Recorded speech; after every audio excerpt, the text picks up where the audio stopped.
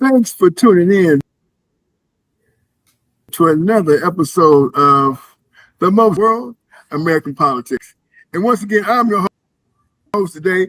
I'm Minister, and she's Nicole Nicole Bolton. Boat. I don't think can we hear you? Can we hear you, Nicole? Are you there? Are you here with us? I hear you. You can't hear me? I hear me and I see No, you. I can't hear you right now. Can you hear? Can you hear me?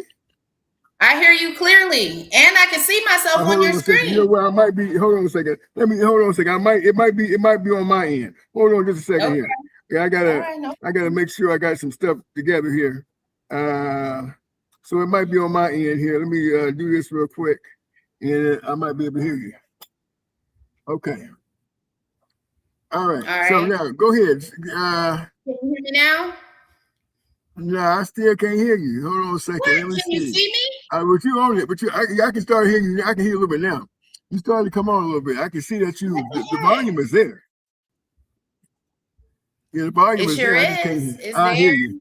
I hear you. I can hear you a little bit better now. Yeah. Okay. All right. So today, Okay. Nicole. I Yeah. turned my volume on my end. So there.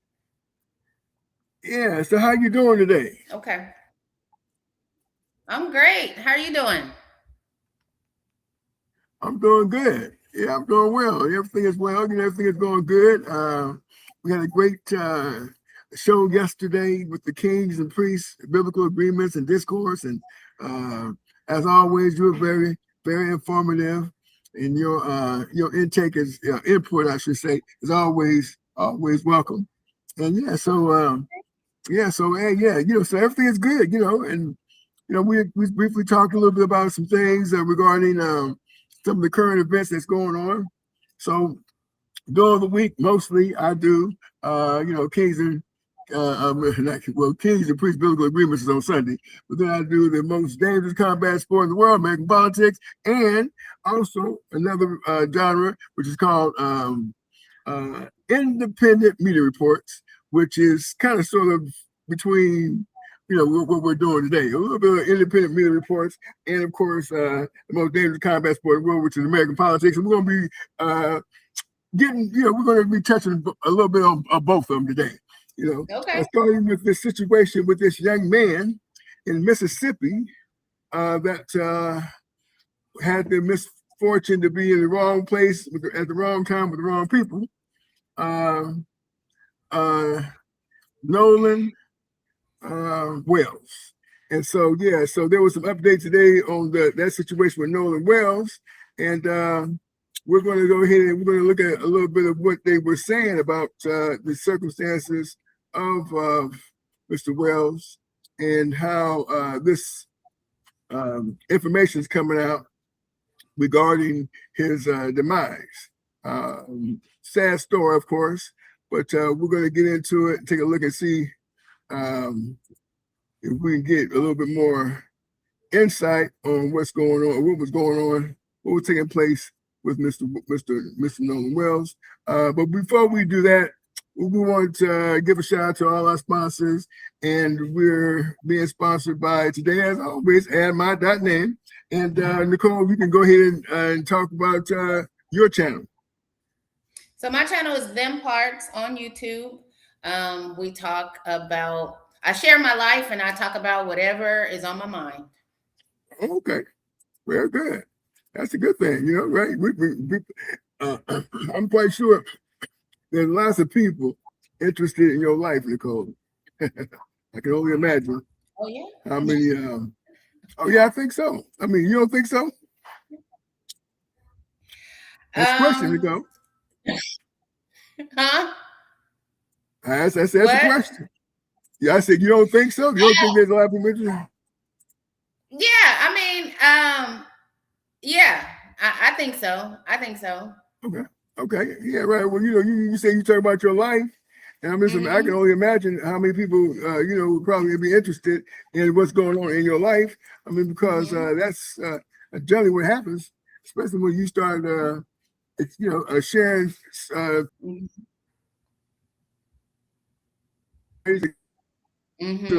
get a lot of people who want to know about me as well. Right.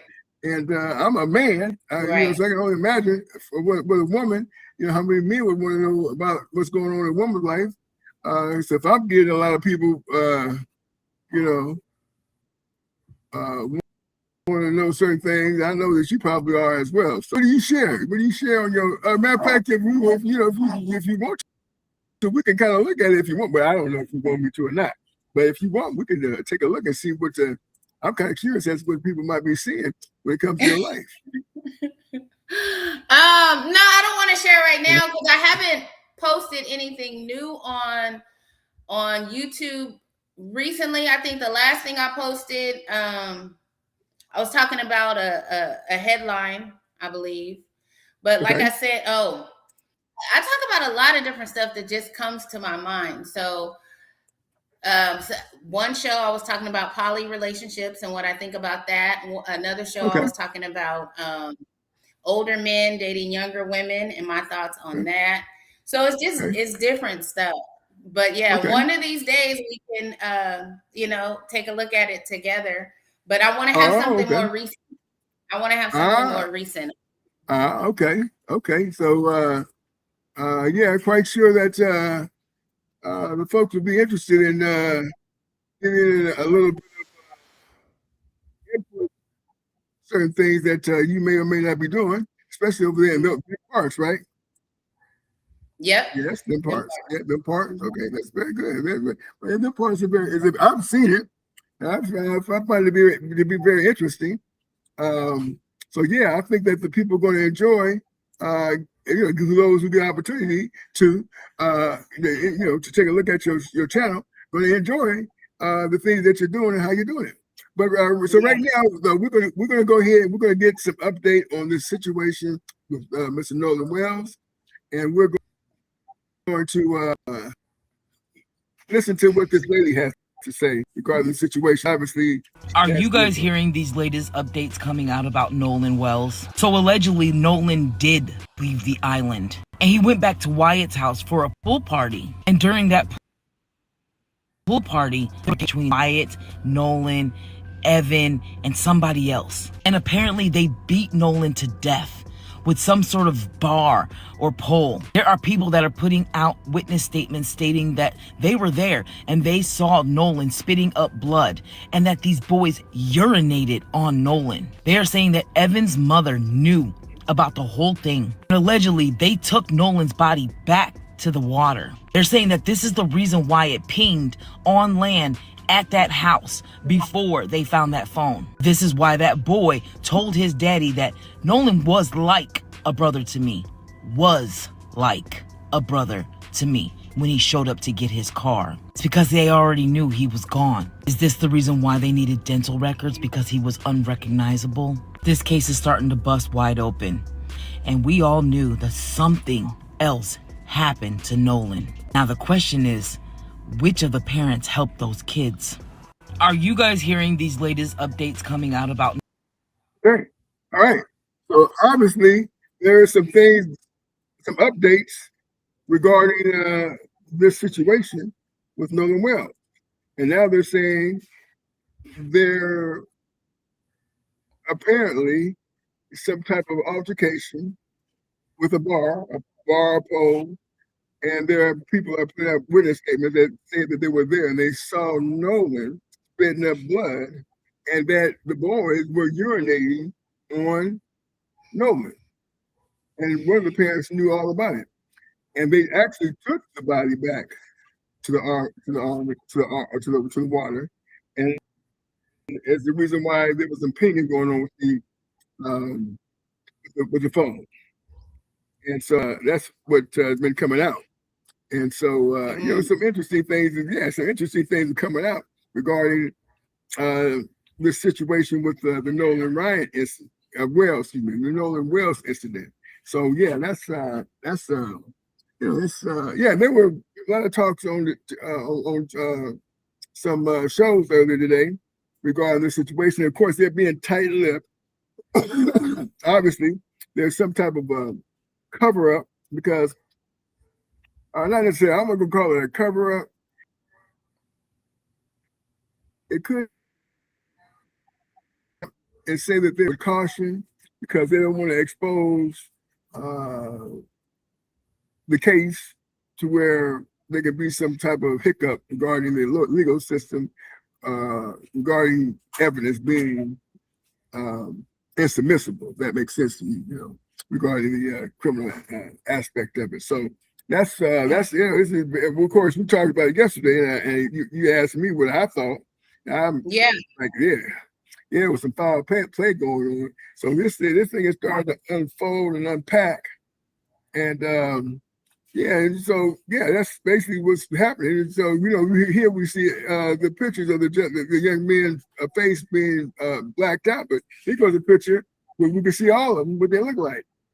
So obviously these young men, these three young men, and I'm not sure who was who, but these are probably three of the men that they're talking about the issue behind the young man demise. And I'm quite sure they don't want to expose too much of the case to where it can put the case in jeopardy, I guess.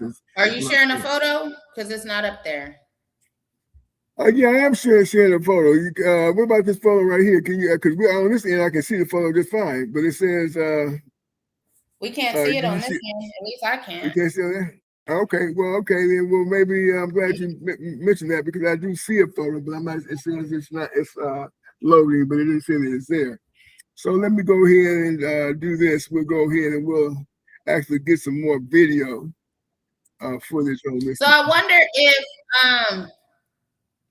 the news or the police actually said that he was beaten to death. Like, was that released, or is that people like the lady from TikTok piecing things together? Well, they're saying that there's some type of there's some updates. But let's go ahead. We're gonna play this video when there's some updates about it, and get a little bit of insight, a little bit more insight as to what's going on with this from a different perspective. And we'll just go ahead and we'll take a look at that right now and see, as it says, new clues emerge with the Wells mystery, it says here. So let's go ahead. Well, let's take a look at this, see what's going on. A lot of new updates in the strange death of a teen on a boat trip to celebrate July 4th. The mysterious circumstances surrounding him being left behind, his body eventually being found washed up on the shore of an island. They're only getting muddled right now. So we're going to sift through all of it and bring you the very latest. Welcome to Sidebar, presented by Law and Crime. I'm Jesse Weber. Look, if you follow us here on Sidebar, we're always talking about the risks out there, the dangers. Have you ever thought about a data breach? You and your loved ones, your private information, constantly a risk of being leaked, which is why I want all of you to keep your data safe online. Here's how you do it. Incogni. Incogni tracks down all these old posts and search sites. This is interesting too. There is a judge with apparently a connection to this case who's now spoken out, looking to seemingly set the record straight on these rumors surrounding her family's connection or involvement. And now the case is being attached to perhaps one of the most recognizable civil rights attorneys in the country, Ben Crump. Just recently spoke to ABC News, raised some serious questions about the handling of this case, is now representing Nolan's family. And all this while Nolan's body is being flown out of state for an independent autopsy, the results of which are potentially, reportedly, expected as soon as tomorrow. But I just want to take a moment here because a lot has happened and I want to try to get an understanding of it before we get into the new details. So this all started with that trip to Horn Island on the 4th of July. Now, if you're not familiar, Horn Island is this long, thin barrier island. It's about 10 miles off the coast of Mississippi. It's part of the Gulf Islands National Seashore, only accessible by boat. It's known as a spot where people like to go have some fun out on the water, especially on a holiday like the 4th of July. And that is exactly what authorities say 18-year-old Nolan Wells and a group of friends decided to do. That they apparently took out a private boat out to the island for the day, and something went wrong while he was out there. According to police, Nolan was in a northwest tip of Horn Island. His friends reportedly told searchers that he wanted to stay behind to talk to a girl, was planning to catch a ride back with another group. They ended up leaving. But when Nolan didn't return home, his mother reported him missing, setting off this massive search, involved multiple agencies, including the Jackson County Sheriff's Office, the United Cajun Navy. Now, we spoke with the Vice President of the United Cajun Navy, Brian Trasher, in our previous episode, because he was part of the search. He was actually searching in the air when the news came in about Nolan's body. I saw the body from about 300 feet in the air, and I can tell you that it did not appear to be waterlogged. It was only in the water for a couple days. But nevertheless, the sheriff's office put out a statement saying that they had no reason to believe it was not Nolan. Yeah, so a park ranger discovered this body in the water off the Northwest on July 7th. The family confirmed it was Nolan. But this is where things get complicated, because since that time, the case has taken some turns. The questions have only deepened. And I want to talk about what is happening right now. And now I want to bring on somebody to help make sense of everything that's happening. Joining me now, civil rights attorney, friend of the show, Joe Richardson. Joe, thank you so much for coming on. Particularly, I know you're at a conference, so you're very generous with your time. As you always are. So, Joe, thank you. Always good to be here with you, Jesse, always. Thank you. I feel the same. So I want to start with the biggest development here, right? Arguably the biggest development. The family has hired Ben Crump, who is now representing them. He has been involved in some of the most high-profile cases in the country in the last few years, if you think about it, right? Representing the families of George Floyd, Trayvon Martin, Breonna Taylor. And he put out a statement this week that's getting, a lot of people's attention. I want to read part of it. Quote, "We've been retained by the family of Nolan Wells, a beloved son, teammate, and friend who went out to celebrate the 4th of July and never came home. The wide receiver at Southwest Mississippi Community College was preparing to return for the upcoming football season and would have turned 19 next month. His family deserves answers. They deserve the truth. We will not rest until every fact about what happened to Nolan on Horn Island is brought into the light, and we call on investigators to pursue this case with the urgency and transparency this family deserves." Now, Crump also spoke with ABC News and revealed that Nolan's body is being flown to Washington, D.C. for an independent autopsy, saying the family has concerns about the investigation being handled in the state of Mississippi. Joe, before I even go to the independent autopsy, why? Okay, so they obviously have taken this situation, took it to independent investigators so they can do the autopsy on the body. And so this is definite, basically saying that they're going to leave no stones unturned. But they also, the parents of this young man also was on one of the morning shows, Good Morning America. So we'll take a look at some of that, see what the parents had to say about the situation. I definitely want to see that. Pardon me? I definitely want to see that. I couldn't even imagine. Yeah, as a parent, we'll go to that. Go somewhere. Yeah, we'll go to that right now. And don't come back. Yeah, and we'll go and see what some of the things that the parents had to say on the subject. So here we go. I always said safety is in numbers. Mm-hmm. And he always said, yes, sir. So he knew to stay with his group. So why would he split from his group? I don't know. So that would have been unusual for him to split from the group. And you said he would always check in with you. Did he check in with you that day? So that day, no, I don't. But of course, too, they were on the boat. And usually when he is out there, which it's not uncommon, he's, I think, since last year, he's been going there occasionally with his friends. And so it would always just be like, hey, Mom, I'm back, type of thing. But this time there was no call or text from him. It was from his friend. And then, too, really didn't worry a lot about it because, it was his last weekend to have fun. Because that Monday he had to report to school. We was preparing him for the season, so we're gonna see. He wanted to have his last little hurrah before he locked down and get ready for the season. Because, like I said, the entire summer he's training. He got more serious. He started to understand what I was trying to tell him about football not just being fun, but as you get farther in it, it becomes a business. If you want to excel, and you have to understand, and you have to understand both at the same time. And we know, Ben, that you said that you're going to do an independent investigation. Yes. And you say you have Nolan's cell phone and messages were deleted. How could you tell messages were deleted? Well, his parents got the phone back, and that's something that's important, Michael, because they tracked this phone on Life 360. So Life 360, but when I received the phone call from Warren, I immediately called my friend Tashima, and I said, hey, have you guys seen Nolan? Because her two sons, Jalen and Javon, like they grew up together. They played City League sports together. When they got into school, they played sports together.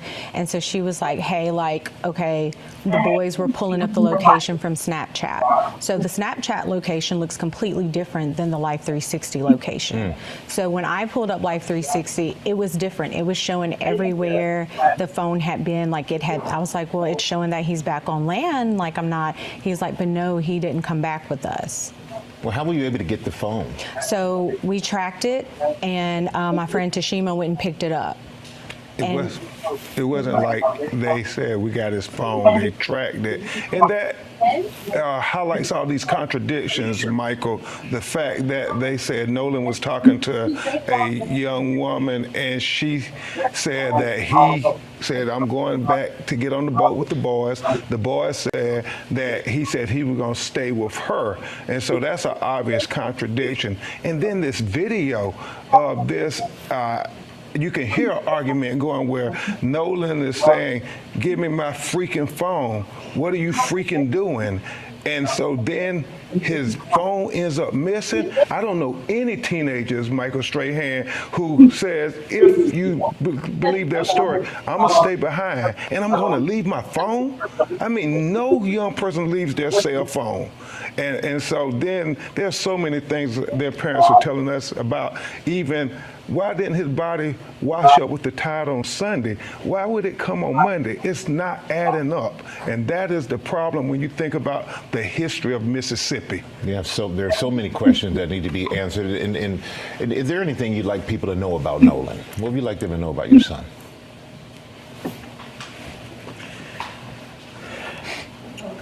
No, It's okay. Nolan, take your time. Nolan was very loving. He was liked by all. It was not a friend that he couldn't make. No, we'll be right back with more for the parents of Nolan Wells and attorney Ben Crump. We're back now on GMA with the parents of Nolan Wells, Christina and Elmore Wansley. And I want you to please continue to tell us what you want the world to know about your son. So Nolan was just like this bright light, right? Walk into a room, his smile, his energy was just so infectious. Like it's almost like he drew you into him.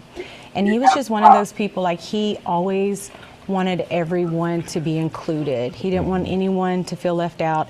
I remember one of his teachers emailing us. I can't remember what grade he was in, but basically it was math class. They had a special needs student, and she asked a question, and Nolan got everyone to put their hands down because he wanted that student to answer. And so student answers the question, and she was like, Christine, the classroom, Nolan went crazy, and everyone else started going crazy, just celebrating that child. Making them feel included. And that was the person he was. Like he loved everyone. And I always told Nolan, like, you know, you have to be careful when you have such a big heart like that. I love that God blessed you with that, but you have to be careful with that because, you know, that it's not always returned, that type of love. But he was just genuinely a good person. Like I always say, all the best parts of me are with him. And Dad, anything else you want to add? It's just, he's gonna be really missed. I know a lot of his teammates, they all looked at him as a leader. He's more like a silent leader. Not real big on words, more action, which is kind of like I was. I really wasn't real big on talking. I really wanted to show you, and you follow me, and people followed him, and it's gravitated. He put in the work, he worked hard, and he knew he was focused on what he wanted, and he wanted to make life better for, his family. He wanted to have his own family. He used to say, Dad, I want to do this, I want to do this, I want to do this. I said, well, son, you got to take it one step at a time. Slow down, let's walk this thing out. Let's train, let's sign our deals, let's make these teams, make these camps, put the work in, and everything else will work out. Even his baby brother, their bond got even stronger, because now I have a big brother that he's finna do something, so now I want to outdo that. So his focus and his confidence has got even better. So I was looking forward to both of them having outstanding years. Seasons, It seemed like he inspired in the home, and he inspired outside of the home. And Attorney Crump, where do we go from here? What's next? Well, the deleted messages that Christina was going to briefly touch on, we want to get the phone and figure that out. Backtrack on that. When we finally got his phone, me and my sister went through the phone. We went in his Snapchat. He had 2 accounts, absolutely nothing. It wasn't even 24 hours, which is how long videos and pictures stay in Snapchat. And I was just like, that can't be. Like, I've seen Nolan whenever he snaps, like when he goes and he's having fun, like he does videos. Like, there was absolutely nothing, no saved videos. And even my sister was like, yeah, that's suspicious, Michael, we having an independent autopsy done at the behest of his family.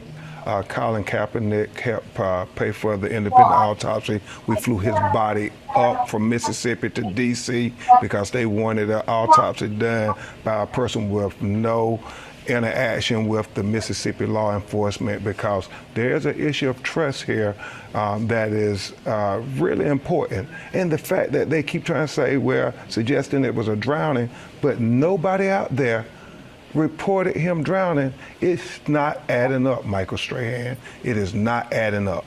And honestly, we are doing this because at the end of the day, I would hope any parent would fight for their kids to find out if anything happened, what did happen.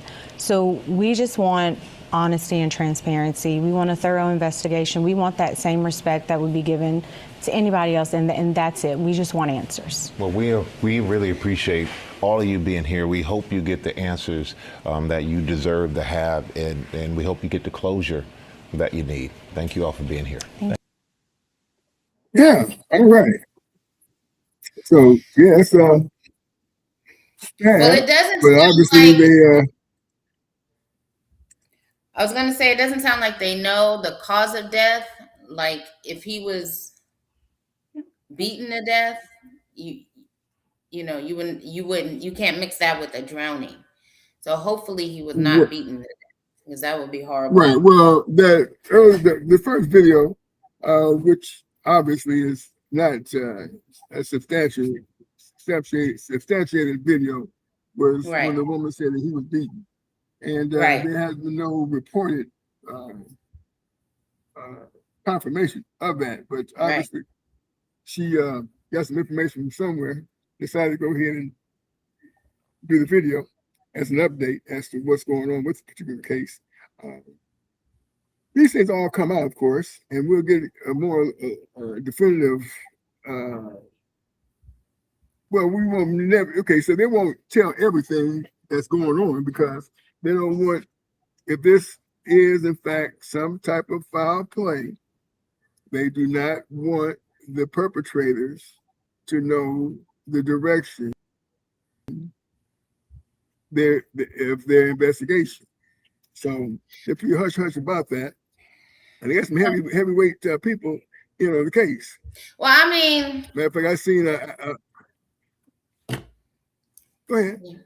No, I want Al Sharpton was going. Al Sharpton was one of the ones earlier that was talking about the investigation and delving into as to what happened and how they are now going to leave no stone unturned as to what happened to this young man. So, yeah, that's basically how this thing is playing itself out. Well, I can understand the state playing that way in certain cases, but not in this one, since he was with a specific group of people, so they know that more than likely they're only looking at those people, unless there was other people. That's true. On the island. So I don't see the need in this case to like withhold information from us to what is the suspect or the perpetrator gonna do. You know, they can't change the situation. They've already got the phone back. They already have access to the deleted text. They should know who he was in that argument with because they heard the arguing. So the mom or the dad should recognize the voice, or somebody should, and they have his body, so they know if it was a violent death, at least, even though they don't have the autopsy. They know if it was a violent death or or not. So I don't think in this case there's a need for the police to be all hush hush. Oh, we got this information, we don't want to put it out there because it might affect the case. I don't see that being the case. If they're withholding information, there's some foul play and they on some bullshit. Like that judge, like whatever showed earlier, had that judge who says her family's involved with the guys who was with Nolan. Like that's conflict of interest. Like she should not be on the case. They like not only move the autopsy to Washington, D.C., but move the whole case. Well, there's obviously there's definitely some independent agencies involved with this now, and so they're not leaving it up to the state of Mississippi to get all the evidence, or submit all the evidence. They got it. Obviously, they went and got their own independent officials to take a look at this. And so when you start talking about connections with people with connections with judges, that still doesn't have anything. I mean, that doesn't have anything to do with the actual independent investigation. Yeah, you can say that, someone did some information from or talking to someone who may be able to suppress some of the evidence that they don't want to come out. And I'm not sure if that's the case or not, but the point is that they haven't made an arrest. So they're obviously, if they have suspects, they haven't not made an arrest or haven't made any arrest, plural. Mm-hmm. The woman in the video earlier said there were several individuals involved that actually beat the young man, and then started talking about dental records. So that's saying if you needed dental records, that he was it was a severe attack, a beating. If he needed to have dental records, they said that he hadn't been in the water that long. That's what was reported on the.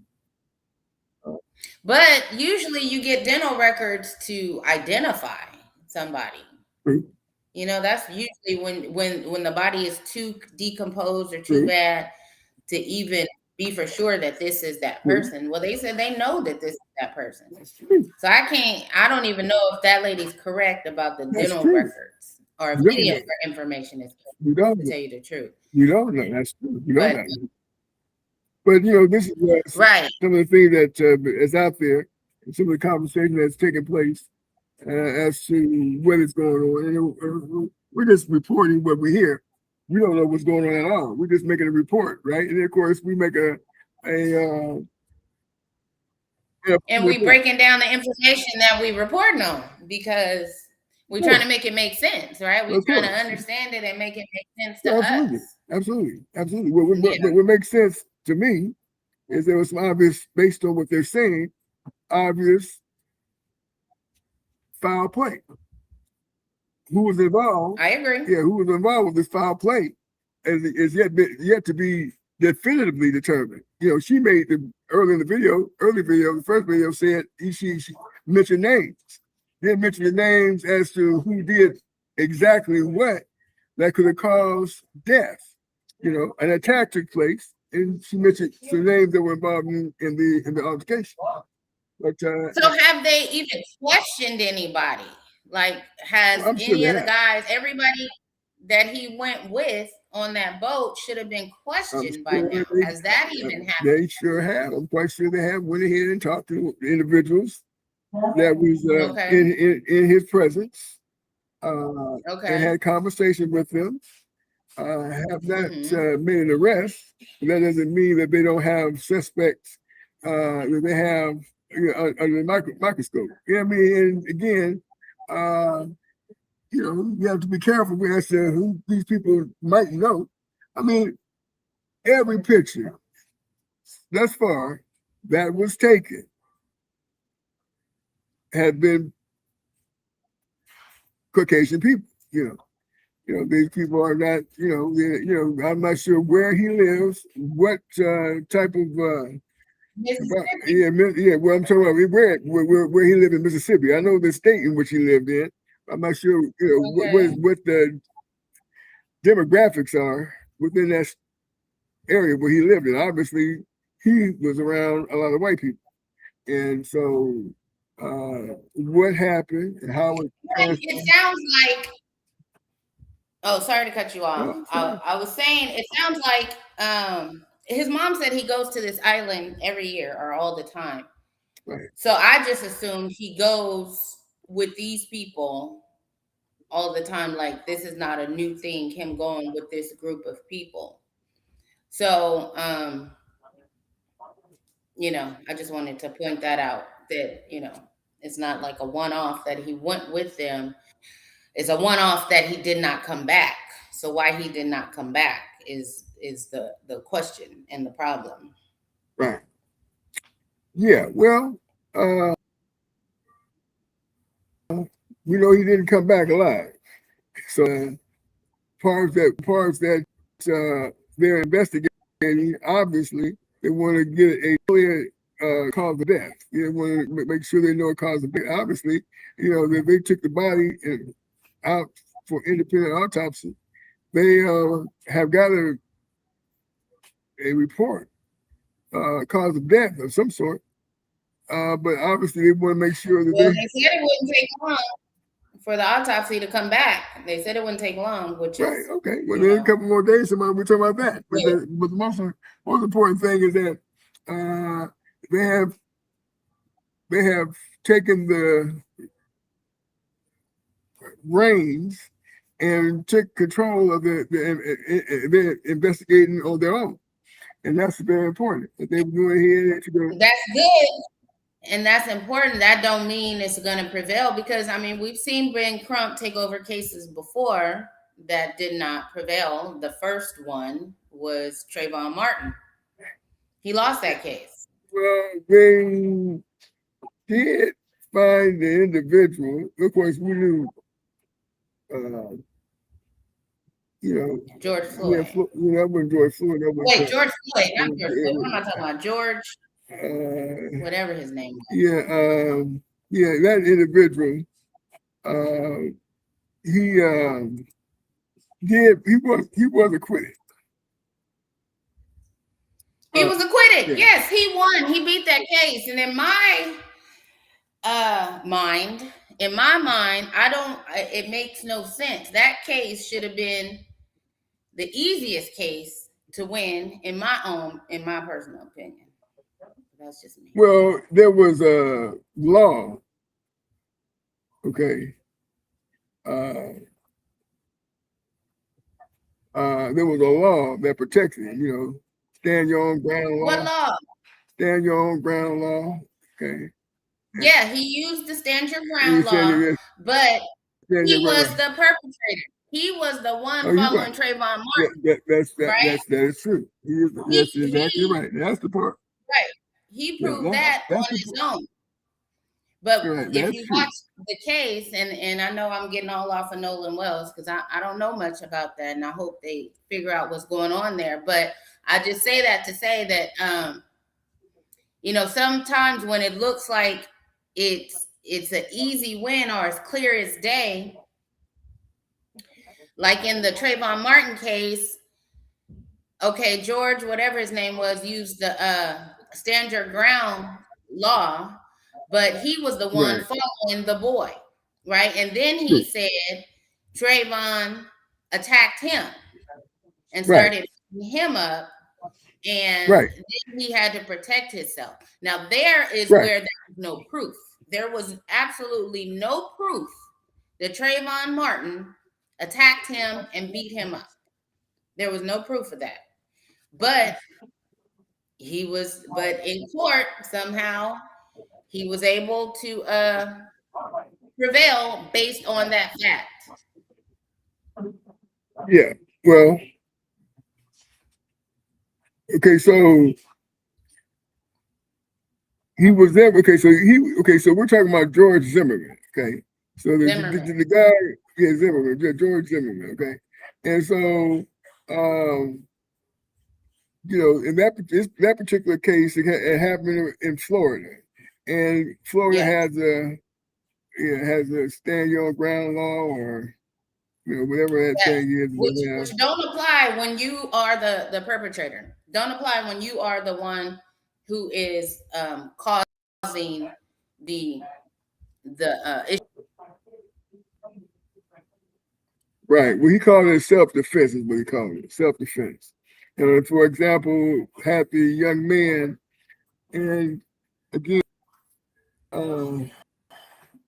it wasn't like he got shot in the back and run away. So he got shot from the front. From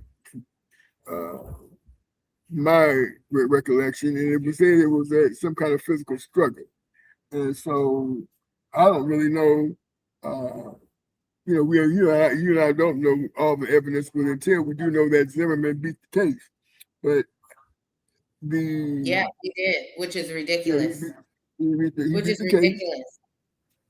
It was a case in Florida, and for example, if the man had thought, because I remember seeing another case where a man approached a woman. He approached a woman in a car, and her boyfriend walked up to the man and pushed him. Yeah, and then the man goes in there and comes out and shoots him. Right? Now the guy put his hands on him first. In other words, the guy came up to the car. He pulled out the gun. He pulled out the gun. The black dude backed up. Yeah, but he had already. And then he shot it. He shot anyway, right? Exactly. He had already been pushed to the ground. See, so he's already been assaulted because the man put his hands on him. That's why, that's why I tell people of color, call 911. I mean, don't hesitate. Before you put your hands on somebody, call 911 first, immediately. And then what? And then report. Then the police come and shoot the shit out of you. Well, you gotta hope. You have to hope that wouldn't happen. But as it stands, the circumstances, I mean, we can say a lot of things that we can. We can say a lot of things that that they could do. But the point is within the law, stand into the confines of the law. If something happens, call 911. Somebody's talking to my woman crazy at the door, at the car door. Making all, and so I'm calling you all to come check this guy out. Then, of course, get your family. In that particular case, when the guy got shot, secure your family, right? Make sure you got enough witnesses that say, hey, look, this man, if he comes closer to my car, we're going to have to stand our ground, right? See, but call 911 first. Call 911 first. Okay, that's what black people don't do. Yeah, call 911. They got to be within the confines of the law. You have to stay in the parameters of the law. No longer can you sit there talking about, well, I'm gonna go ahead and do my thing. I'm gonna just go and get up. No, don't get up. Call 911. That's the police's job. Police's job is to get them. See, black folks need to do what? Stand by and stand down like down. So get back, stand there. Okay, man, I don't want no trouble. 911 calling. That's what you did. That's start doing. You know, and otherwise. Well, I mean, I can't agree with that because I've just seen too many instances where calling 911 don't help nobody. It just made the situation. Getting the police involved made the situation sometimes deadly. Okay, well, we can talk about that as well. But the point is that you stay in the confines of the law, whether it turns out deadly or not. The fact of the matter is you're breaking the law.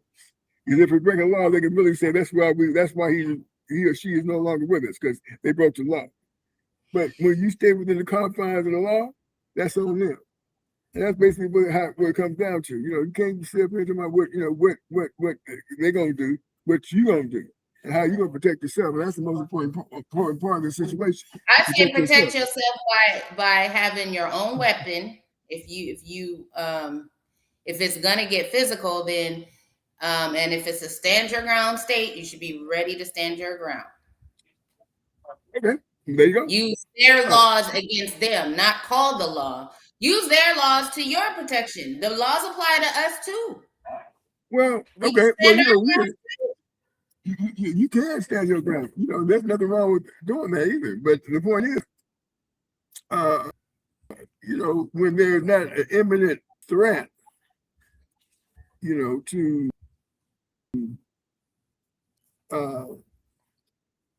lethal force, you don't see that lethal force playing itself out.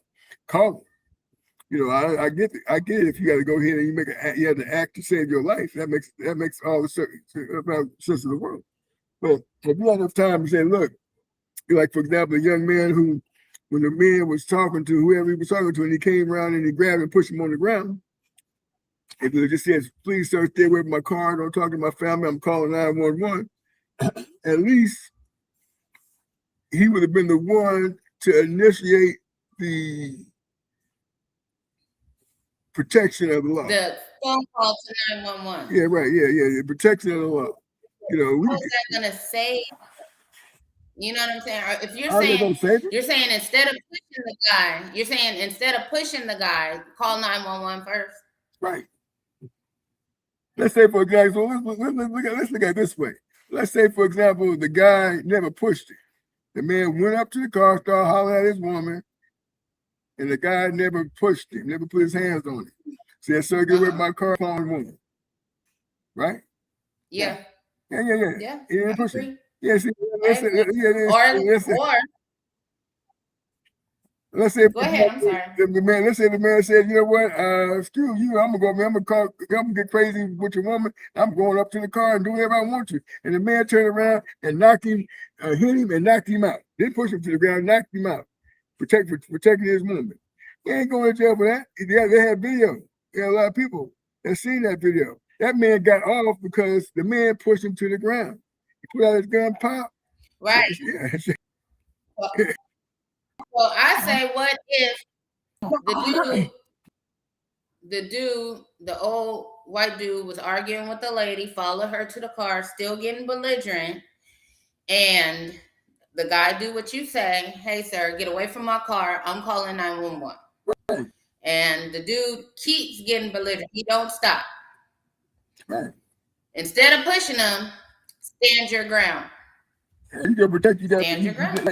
Now you protect him. Right. You protect him.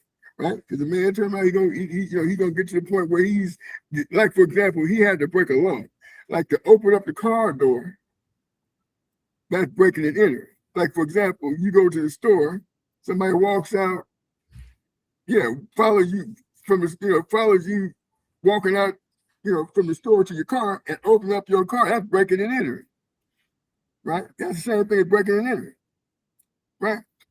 You turn around. It sounds like it. Yeah, it is. That is what it is. You turn around, go into your purse and start pop, pop, pop. That's like saying that's like. I would even beg to differ that the aggressiveness and the belligerence of him cussing out that lady and following her and her children to the car. Right. Could have been a stand your ground case. Well, it could have been. It could have been. I mean, we don't really. I mean, I don't. I'm gonna put it that way. I don't know the full circumstances, the totality of the situation. I only saw a little snippet of the guy walking up to the car. We saw the same thing. And the guy pushed him down, and he pushed him down to the ground. And the man come out firing. You know, when the man come out firing, the police came and he obviously didn't get arrested because they showed the tape of the man pushing him to the ground. Yeah, pushing assault. Right. So I'm saying, if he hadn't pushed him to the ground, but just protected his wife and his kids in that moment, because the guy was being very belligerent, he was not stopping, he was still coming at him. If the dude had stood his ground and shot the man for him and his family's life, that's still standing your ground. Okay. Then the situation would have been worse. He would have went home to his family. Well, it should have been. It should have been. You know. Well, this is what I'm saying. Like, protection that we think we got, we don't have. Calling 911 ain't protection for Black people. I've known too many people who. Okay, that's fine. I'll have to in my say opinion, that. My opinion. You run a better. You run a better chance of sticking with the law, staying within the confines of the law, than stepping out of the boundaries of the law.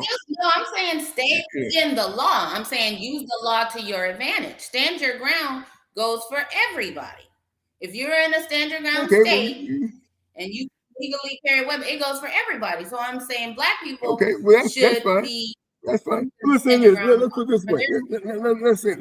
Let's say that you took it a step further regarding you being a victim. A person approaches you or approaches your car with your family in it. You tell the man, back up. This is my family. You know, and don't touch my car. Don't go inside my car. Now, you go ahead and you get yourself in a position, because I believe the woman was in the driver's side. I'm not sure, you know, in that particular situation.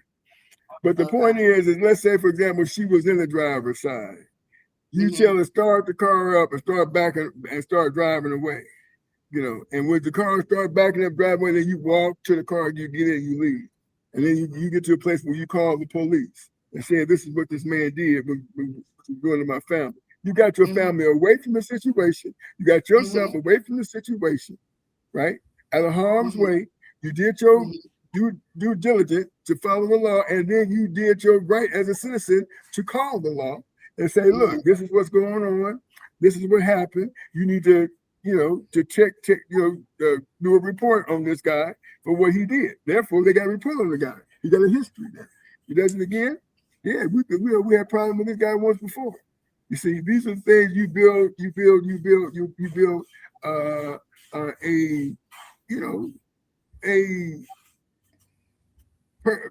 character, this person's character, right? Yeah, but a lot of that, it sounds good, Ted, but none of that shit makes a difference when you're in the moment, number one, and you're so crazy. Why'd you laugh?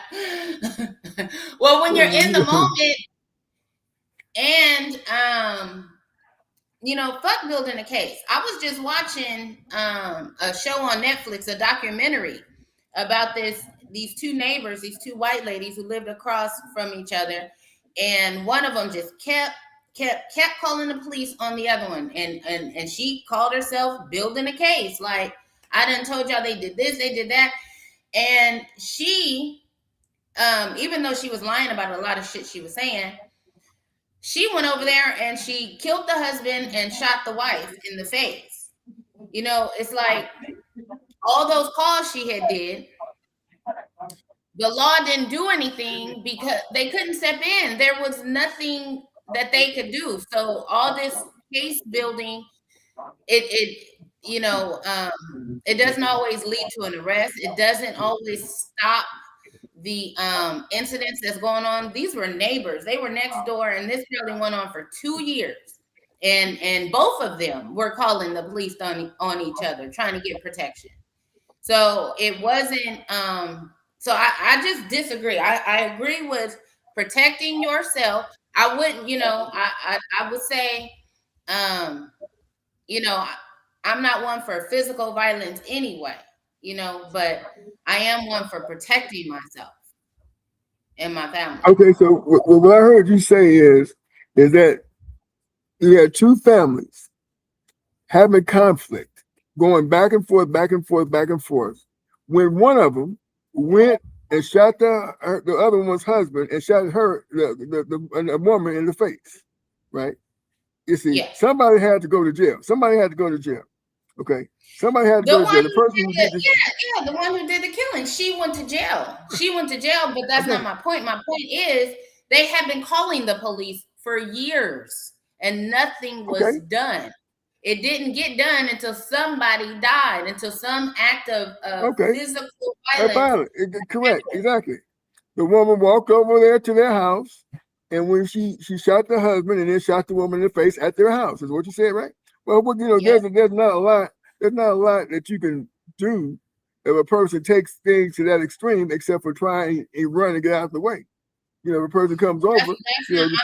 I'm talking to your point of calling the police to build that case. Those cases have been built for 2 years and nothing was done. No, well, she has to do something, or whoever has to do something egregious enough to warrant an arrest. Obviously, she wasn't doing that. They were calling back and forth. That's my point. Well, I don't know what the point is, other than the fact that sounds to me like you're saying that you'd have been the one shooting the lady's husband and the woman in the face. I mean, I don't know if that's what you're saying or not. But the point is that when the woman, are they going back? That's not what I'm saying. Okay, so what are you saying? Okay, so what are you saying? What are you saying? I was comparing it to the black dude and the white dude. Because you said the black dude should have just drove off and called the police and built the case against this dude. And I'm telling you that let me ask this question. Would he be alive today? Would he be alive today? Would he be alive today? He would be alive if he hadn't put his hands on the guy and if the guy hadn't shot him, or he would be alive if he shot the dude first. Instead of pushing him because he felt threatened, he should have shot him because he felt threatened. He would be alive as well. So he's dead, and that man that shot him is walking around without a care in the world. Yeah, he's dead, and his loved ones are without him. If he had kids, they're without a father. Yeah, see, all these things you have to think about, right? Yeah. See, this is the thing. This is the thing. That's why this is the thing that people don't think about. A weapon to stand your ground, because obviously. Okay. Well, let's put it this way. There are people that have weapons. Mm-hmm. Okay, and that doesn't mean that they're safe because they have weapons. No. So they give them, they got opportunity to go ahead and shoot somebody if they get to their gun first. But I don't know anybody had guns all the time. They had never got shot at or shot, or like, for example, carrying around all the time. And I don't. That's just me. But I mean, I don't subscribe to people in this society, with melanin, talking about I got guns, because they have an opportunity. You ain't got it's the law. What are you talking about? Talking about I got guns, it's the law. You probably can't have a gun. You don't agree with it. I can have a gun. No. So let me put it this way. You obviously sound like a person with a gun. Okay, you sound like a person with a gun. But even with your gun, you can't walk around here on your hip. Okay, there's a law against that. Okay. I don't. Okay, well, no, there's states where when you can have a gun on your hip. There's states for that. Yeah. But it's what is that? An amendment is your constitutional right. Concealed weapon. concealed weapon. There's a thing I'm called talking concealed weapon. I'm talking about your constitutional right. But I got a question for you, since you said dude would have been better off calling the police, and he definitely would have been better off calling the police. Have you ever called the police on someone who was being aggressive towards you? Have I ever called the police? No, I'm just learning to call the police. Okay, yeah. My life had not been. You're learning I'm calling the police. And how old are you? Exactly. Is it working for me? It's working out great.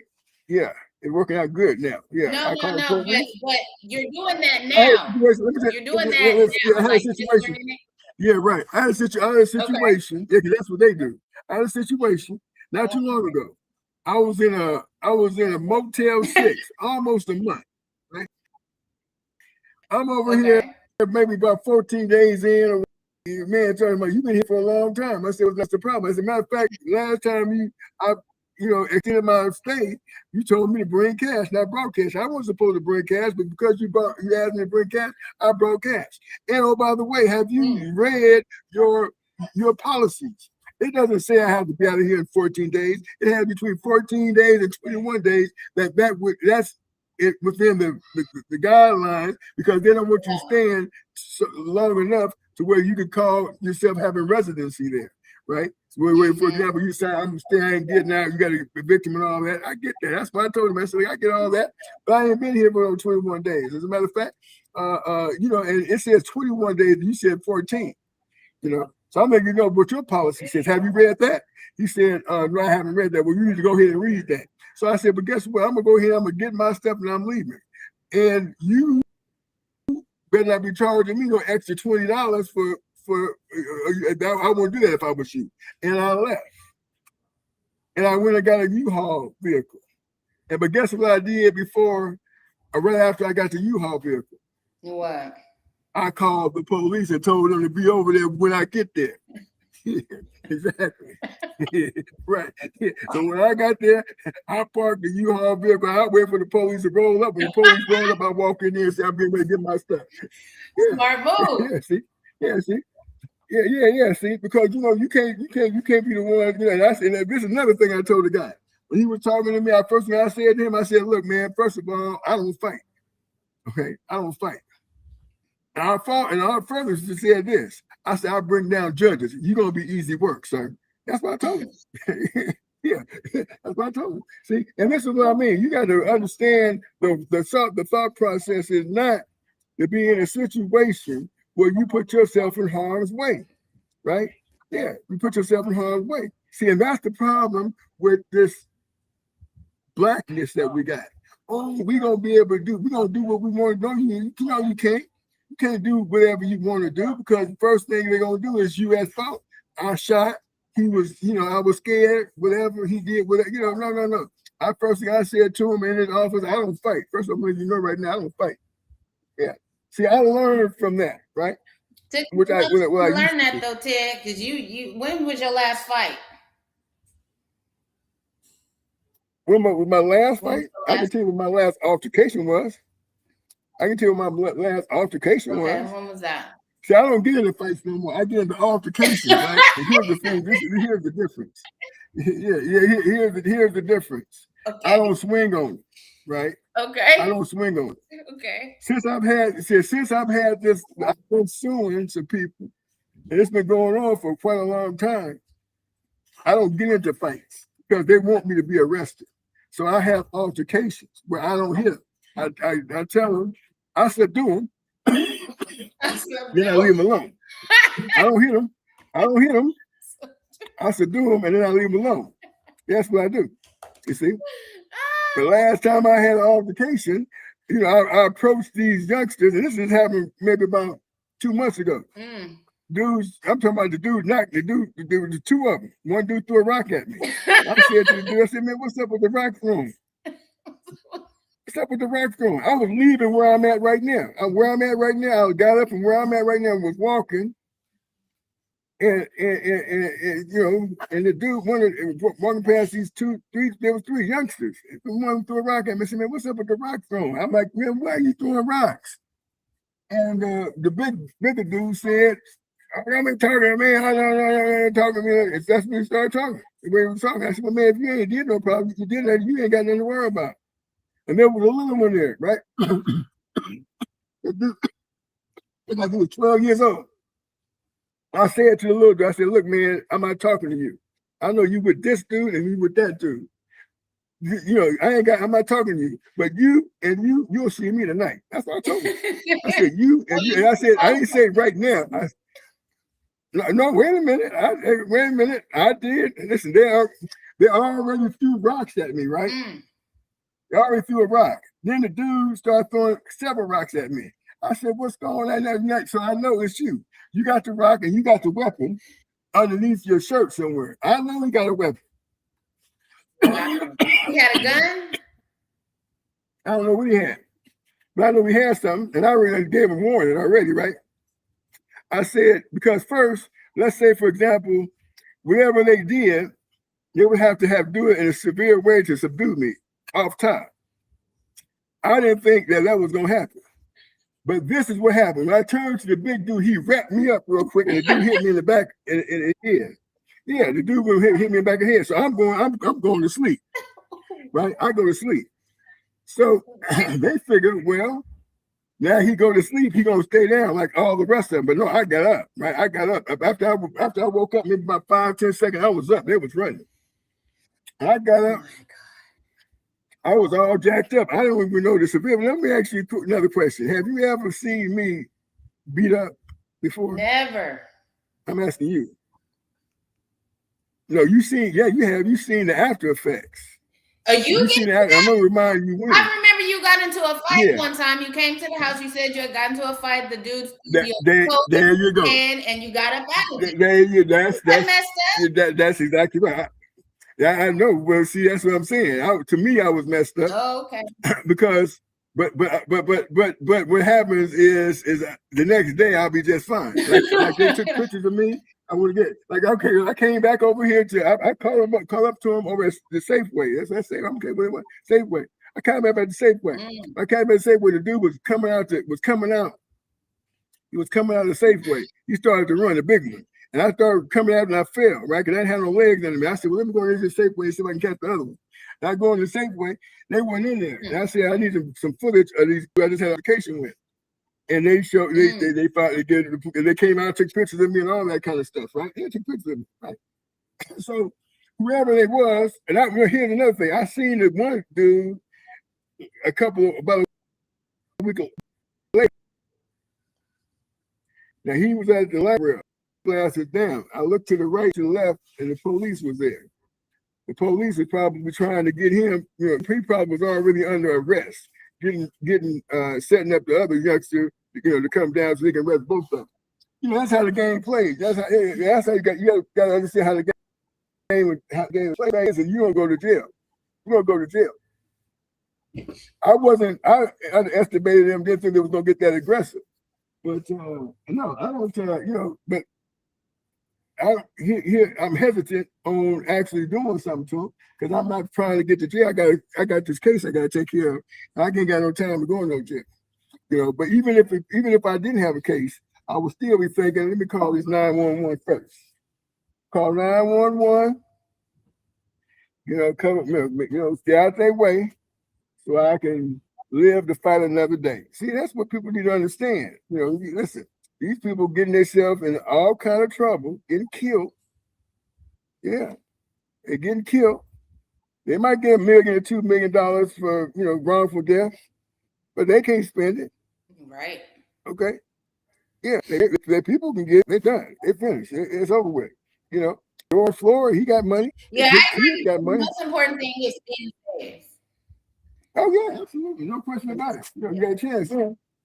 So that's what you need. That's what you need to be thinking about. You think about. Let's put it this way: when you think about all the judges, all the prosecutors, all the people that hate you, against you, the odds are stacked against you.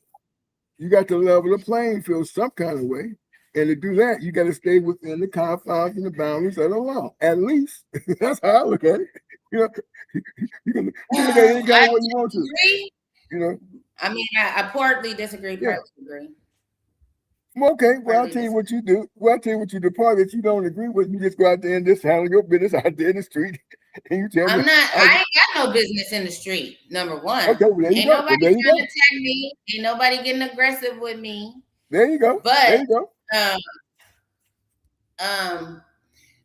To your point, with like you said, all these judges, all these prosecutors, all of these things are not in place to help us when we do call the law. Let's say we call the law because we beat them to the punch. It's not always going to be in our favor just because we called first. You know, there's sometimes domestic cases where men are now calling the police on women, right? Because they like, oh, I'm gonna call on her before she call on me. Sometimes they still end up getting locked up, right? Because it's still the perception that they're the aggressor, and so they still sometimes get in trouble. There's cases where a literal victim has called the police, and the police came in there, and the victim was now the suspect or the victim of the police. Now the police come in shooting the victim. So there's too many of those instances for me. I might make a police report, maybe. I don't know. But I'm just saying, I think for Black people, the law is not our savior. You know, it's not. I'm not saying break the fucking law. I'm not telling you that. But I'm saying don't depend on it. Definitely don't depend on it. Well, I don't disagree when you say don't depend on it. You know, I do disagree with anyone who says disregard it. Okay, anybody who says, "Oh, you can disregard the law," no, I disagree with that 100%. You know, so anybody that tells me that, okay, you might as well disregard the law because it ain't gonna be your benefit, I said, no, well, I'm not gonna do that because first off, I really ain't got no opportunity for what is called a meritorious victory. That was a big word. That was a big word. Yeah. That I've never heard of before. You win. That means winning. A victory. Okay, another word for victory. Outcome within those court systems. So, that's what you need to worry about. You need to worry about getting yourself in a situation if you ever had to go in front of a judge that you're gonna win. And that's all I'm saying. I mean, people taking things from me. I just take them to court. I mean, take it. Okay, you take it. God, they told my vehicle. I didn't go up there. I just went and paid them that little $800 they asked for. Told them that I was going to sue them and told them how I was going to win. They said, okay, we're not going to give you your money back. You got your car. They're going to give you money back. But in the court of law, under the guidance of the law, I'm going to get paid. They're going to pay me. They're going to give me back my money and then some. You see, because I know the law. Well, we'll see about that. We'll see about that. Okay, well, I can tell you what happens. Let us know. It's gonna happen. Okay. I'm not knocking. I'm just saying it's gonna happen. It's gonna happen because my circumstances was I had a vehicle parked at Meadowview Light Rail. There was no sign that says you had to have your car off the premises within a certain amount of time. There's no sign out there at all. My car was legally registered. Yeah, current registration, insurance. Wasn't dismantled, and they decided they was gonna tow it. They said because Regional Transit told them to tow it. Well, Regional Transit told you to tow it. You gonna tow it because they told you to tow it? When I went to pick up the car, yes. there was not even a release, a mandatory release for it. In other words, I just showed them my ID and they gave me and paid me, and they gave me the car. Yeah, there wasn't no release. Usually, the police have to release the vehicle if they had something to do with it, having to tow. But the police didn't tow it. It don't sound like. Did the police tow it? The police didn't tow it. The police didn't have them tow. They said that Regional Transit told them to tow it. Regional transit But can't tell you to tow vehicles. why not? There's certain laws How because they regional don't have transit can't tell them to tow it? Now I'm the judge. regional Now I'm transit. the judge. Plead your case. Regional transit cannot tell. Regional transit doesn't have the authority to have them tow the vehicle if there's no signs on off-street parking that says your car has to be off the premises within certain amount of hours. Can only be on the premises for a certain amount of hours because that's not public property. That's private property. That's what it's called off-street parking. I've been before doing this. Yeah, right. I've been the same way I beat. Yeah, right, exactly. I beat a police officer, had a vehicle I was driving towed on off-street parking. Sure did, had a vehicle towed. Then had the mitigating gall to turn around and say, I put tags on the vehicle and had me downtown in Sacramento County fighting a misdemeanor case for putting tags on the vehicle. And we're down there. I picked 12 jurors in the box. 12 jurors came, 8 of them, 5 of them, 12, 6 of them, 12 said not guilty, and I beat the case. And then I turned around and sued the tow truck company. How you got jurors in a civil case? 12 at that. No. It was not a civil case. It was a misdemeanor. It was not. Well, listen. In civil, you have jurors too. I had 12 jurors in the box for a civil case. Yeah, but not 12. 12 of them, yes, 12. But not 12, though. Yes, 12. Yes, 12. 12. 12. 10 plus I didn't 12. know that. Yeah, right. Yeah, you have 12 That's for civil cases. Yeah, right. Yeah, okay, well, I hope you win this other case. Oh, I'm going to win. I always do. I always do win. No problem. But I do got a question about how regional transit does not have the right to tell them to tow when it's their parking lot. Because regional transit have the knowledge and the wherewithal not to have anybody's vehicle towed without the legal parameters in place. And even though, yes, it is not public, it's public parking, but it's off-street public parking. For them to be able to say, tow this vehicle, they have to have signs and that says your car can only be here for a certain amount of time. There is no signs at Melview Light Rail that says that. So your car could be out there forever. I hope you win your case, but I disagree. Because if somebody came and parked their car in my driveway, I have no sign there, but I could have it towed. Yes, you can. At your house, you can do that. Yes, you can. You can have them move. Okay, remove. What if I had a business and I had a parking lot there and I have no signs there, but somebody came and parked there? I could have what them you towed. would do is you could have them towed, but you have to first do certain things. Like tell them they have to have this car removed within 24 hours. Yeah. Oh, okay. Yeah, they gotta like put something on your car to let you know. Right. They didn't put no exactly. sticker, no notice, no nothing. Yeah, right. Correct. Exactly. Okay. Exactly. That See. So you have to learn the law. Oh, I got a case. I ain't even worried about that case. That's a little small one right there. That's a little small one right there. Ain't nothing. That ain't nothing right there. That case is nothing. I ain't worried about it. You know. Then they took my vehicle and they stole stuff out of my car. Well, I charged them for that too. Tack it on. You know, and then they tried to start my car, messed up my engine in my car. I'm charging them for that too. See, so I mean, it's all part of the game. You know, you just can't go and start doing certain things to people without having to, think that it's gonna be cool. It ain't gonna be cool.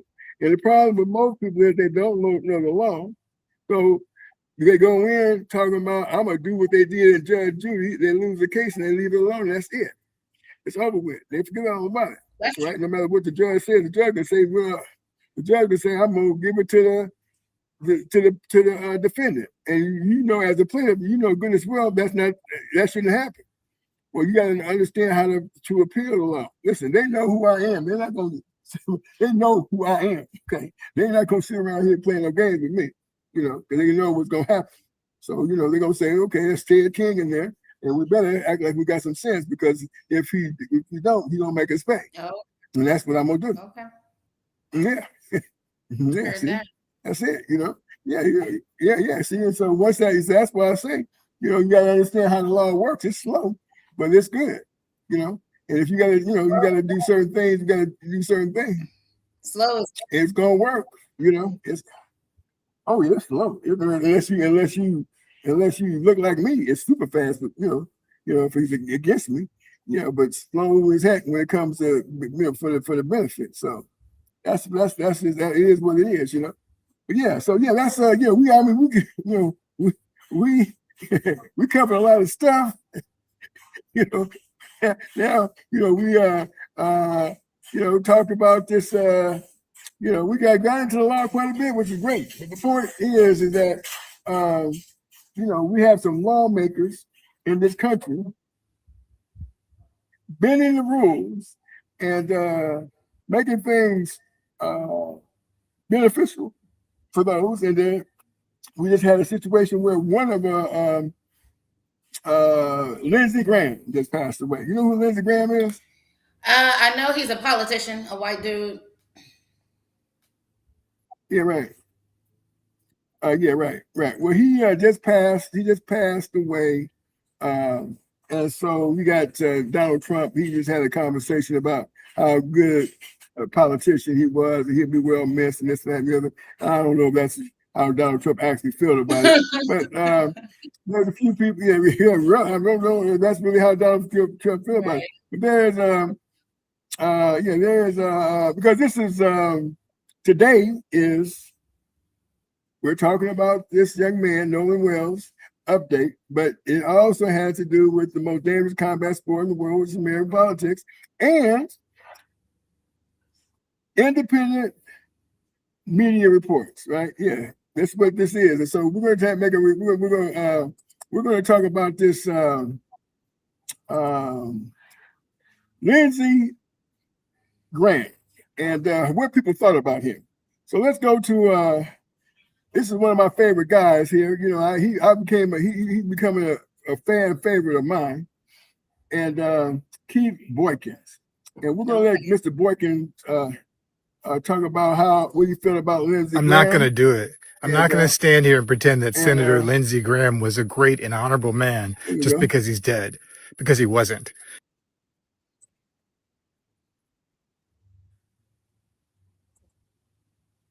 Let's go ahead. Let's go back to him. Here we go. He's saying some very interesting things.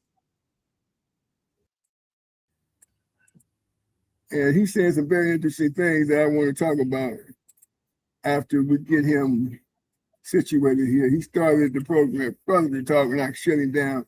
But I want to make sure we get everything which Mr. Boykins had to say on the screen. So here we go. Mr. Boykins. I'm going to do it. I'm not going to stand here and pretend that Senator Lindsey Graham was a great and honorable man just because he's dead, because he wasn't. Lindsey Graham was a miserable, evil warmonger with no principles.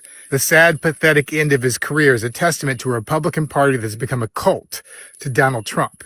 I don't care what anybody says from the Republican Party. I'm not going to take any lectures from them after they support a president who virtually spit on the graves of John McCain, Robert Mueller, and Rob Reiner. What made Lindsey Graham so horrible is that he knew better. He was close friends with Republican Senator John McCain, the man Trump attacked in life and kept attacking after he died in 2018. And then he snuggled up to Trump like a puppy dog begging for a bone from his owner. What kind of man befriends the enemy of his deceased best friend? Trump gave out Lindsey Graham's personal cell phone number to the world, and Lindsey laughed it off like the beta male that he always was. What I hate about Lindsey Graham is that he knew exactly who Trump was from the beginning. He called Trump a race-baiting, xenophobic, religious bigot. He said he's unfit for office. And said that he doesn't have the temperament or judgment to control himself. Graham said that Trump would be the most flawed nominee in the history of the Republican Party. And after all that, he became Trump's little lapdog. Yes, he briefly broke with Trump after the January 6th insurrection and said, "Count me out. Enough is enough." But the very next month, he was cozying up to Trump again. And just last year, Graham said that Trump is my favorite president. And why? We're killing all the right people. And that's who Lindsey Graham was, a man who got a hard-on for war. Afghanistan, Iraq, Venezuela, Cuba, Iran. It didn't matter for Lindsey. I go back to South Carolina. I'm asking them to send their sons and daughters over to the Mideast. Graham recently told Israel, Why is it okay for America to drop 2 nuclear bombs on Hiroshima and Nagasaki? To Israel, do whatever you have to do. I don't care if Lindsey Graham was gay and spent his whole life in the closet. That's a struggle his conscience had to deal with and take to his grave. I do care that he spent his entire career supporting a party that tried to hurt LGBTQ people. And that's the problem. It's the constant lies and hypocrisy from Graham and the Republican Party. When President Obama nominated a Supreme Court justice in 2016, Graham made up a new rule that we can't fill a vacancy in the last year of a president's term. But then when Ruth Bader Ginsburg died in the last few months of Trump's first term, Graham changed the rule and pushed Amy Coney Barrett onto the Supreme Court 1 week before Election Day. And you could use my words against me, and you'd be absolutely right. He did the same thing on abortion. First, he said States should decide the issue of abortion. Then a few months later, he supported a national abortion ban because This is not a states' rights issue. today's Republicans have no principles but power. If they will sell their souls to Trump, they'll sell their souls to the next highest bidder as well. But now that Lindsey Graham is dead and Mitch McConnell may be next, it's time for us to put a stop once and for all to the mad cult of Donald Trump. So basically, it was talking about Lindsey Graham and how he's became a lap dog, a lap puppy for Donald Trump. Now, we're definitely going to spend the next half hour on this. We hope that you can still stay with us, Nicole, because I like it when you disagree. Oh, you do? I like the fact that I do. I like it that of course, makes it. And listen, it makes it more. Listen, if you agree with everything I say, it's no fun, right? I like it when you disagree because it adds to the show. Yes, we have to have that. You have to give more people that's disagreeable. I love it. So whatever you feel, how you feel, express that. But what you know anything about Lindsey Graham? I don't know nothing about Lindsey Graham. No, I don't even know what state he is representing. It's state of Kentucky. That's okay. State of Kentucky. Yeah, you don't have to worry about that. He ain't representing. I recognize his face. Yeah, I recognize his face. I didn't know his politics. I didn't even know if he was a Democrat or a Republican. I do know that he's dead, and I don't know why. I don't know what happened. Right. Well, some people say there might have been some play going on with that, but we haven't. I heard that from somebody.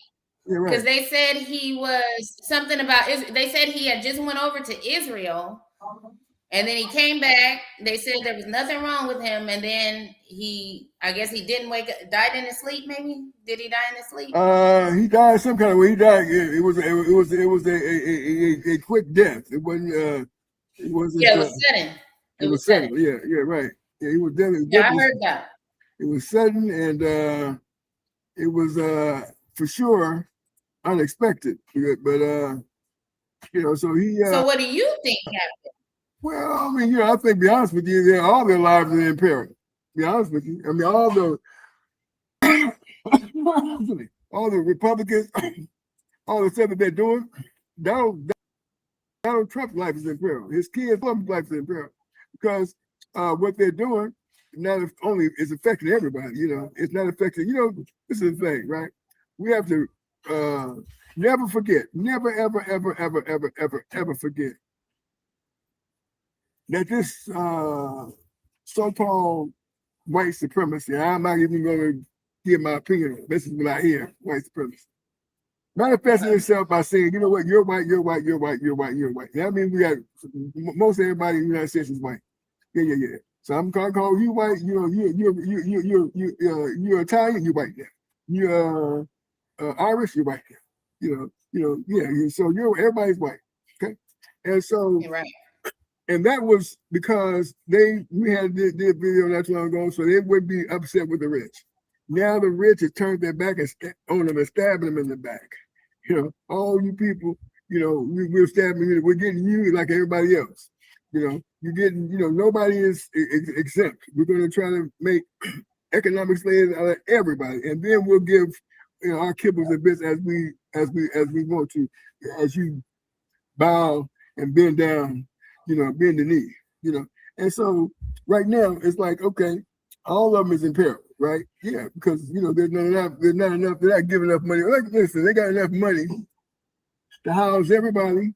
Nobody would have to worry about any economic problems, period. I mean, they won't have to worry about no gas prices, no food, no shelter, none of this stuff, right? Yeah, see, so they're going back to the whole, the old oligarch, being oligarchs, in other words, only a few people with money, saying that, you guys going to do what we say because we're going to make slaves, economic slaves out of every last one of you.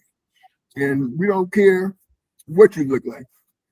And as you bend the knee, bow down and bend the knee to us, then we'll give you the kibbles and bits necessary to make you happy. And that's basically, what this whole thing is about. But it's not going to work because it's going to be very hard for them to overturn the system of the people, right? What you mean? The system of the people. In other words, it's the people who elect these leaders in this country. It's the people who say this is what we want, and we're going to put people in place so that they can give us what we're asking, right? We can put the Congress people in place. We can put the Senate people in place. We can make sure that the president is in place. We're going to make sure they have the overseers, the DOJ, the Department of Justice, the Department of Defense. Now they changed the Department of War.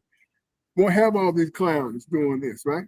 And they have a bunch of clowns in place right now, running amok, making a laughing stock of this country. Now, once this country's leadership starts to erode, and these other countries see the chinks in the armor to overthrow the people of the United States, the people's going to start speaking. The people are going to say, now we're going to have problems with you, now we're going to have problems with these outside forces. We get bombed now. Right? You don't get no bombings in the United States. But what happens if they start bombing over here? What happens all of a sudden you see all these missiles coming in left and right? Oh, they're bombing Sacramento. They're bombing, you're gonna be happy. Yeah, you're gonna be happy about that. It's just Texas. Yeah. You're gonna be like, okay, no. We got this bomb just flew over the house the other day. That's when it's gonna be a awakening, right? You're gonna say, well, damn, it's too late then. If that's when it's gonna be an awakening. Well, it's on its way now. See, because they said, yeah, right. Because listen, you can't expect a country on earth to be in power. No country's been in power forever. They've overthrown every major army that's been in existence.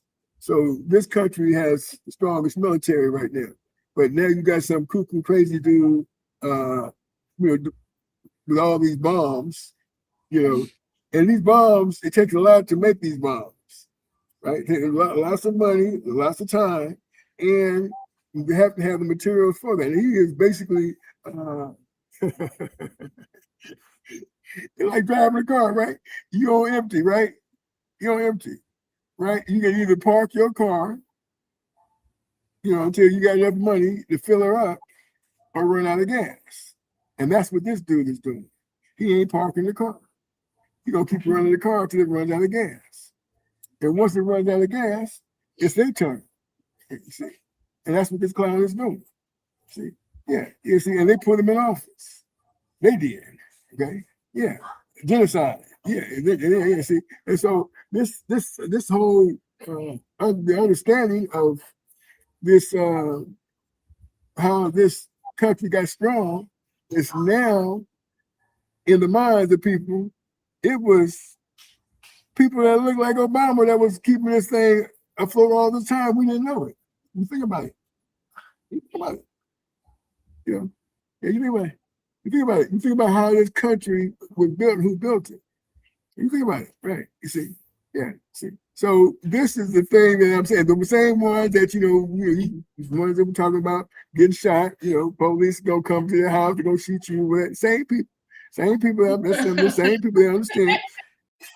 That's yeah. Same. And I understand that now.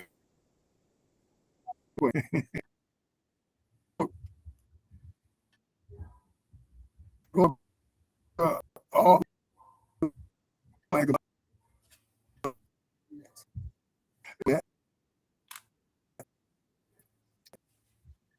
See what? Every single war, black people go back to Africa.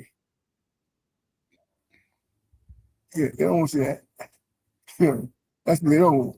Right? They don't want that. No, I don't care what they say. no. They don't want that. No, they don't want that. See. So what I'm saying to you is, it's a whole new. It's a brand new. It's brand new. It's a brand new. Once this is over with, people need to go out and vote every 2 years to make sure this don't happen again. You need to go out there and vote every 2 years so this doesn't happen ever again. And that's what's going to happen. It'll happen again, whether we vote or not. What about they say our vote don't even count. Who vote is that? They say our vote don't even count.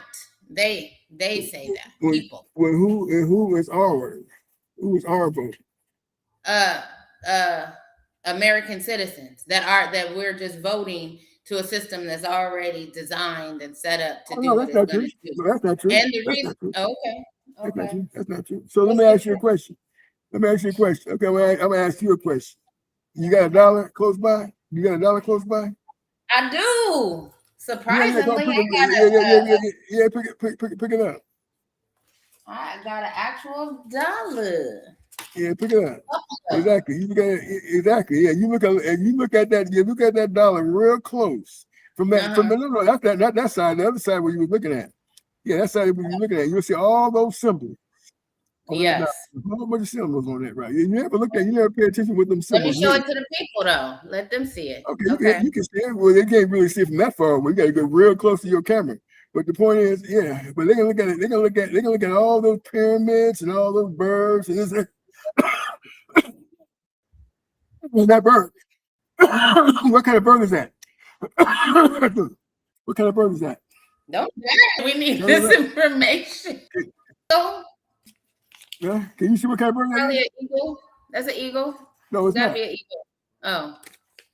Well, I can't see it. It's not an eagle. It's not an eagle. What is it? So a lot of people. Let me tell you exactly what kind of. Let me ask Google. What? I thought you knew. Okay, let me see. What? I do know.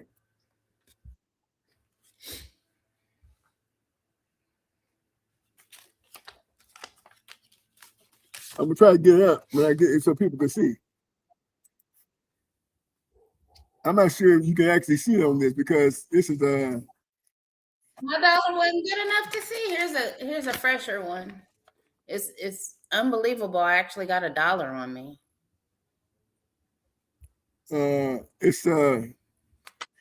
says here it's a bald eagle, but from my understanding, it's supposed to be a falcon. But this is it says a bald eagle. But the eagle always represent America. Yeah, but it's my understanding it's supposed to be a falcon of some sort. But I mean, I'll check that. But what was your point? You say that to say what though? All these symbols have to do with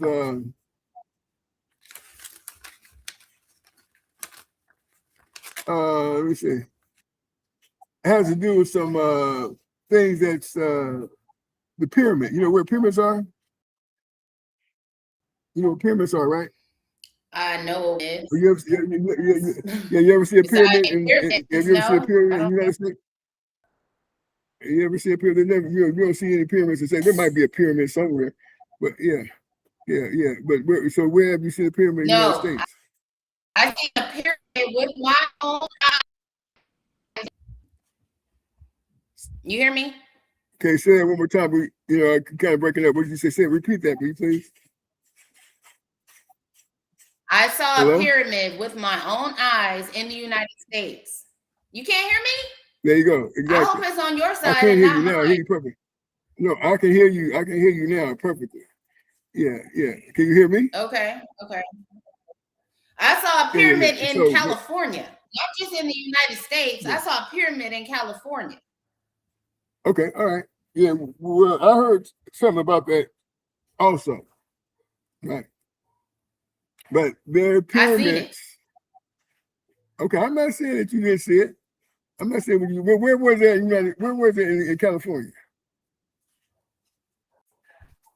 Okay. There's a building not too far from here that looks sort of like a pyramid on the other side of the river in West Sacramento. No.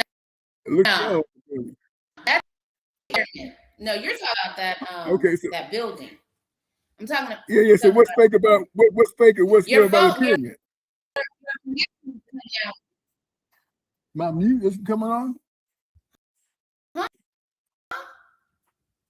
Are you saying the mute is coming on? Your connection is kind of going in and out. I hope it's on your side, not on my side. Right. Well, I got several bars on this video. I mean, this is very strong. You asked.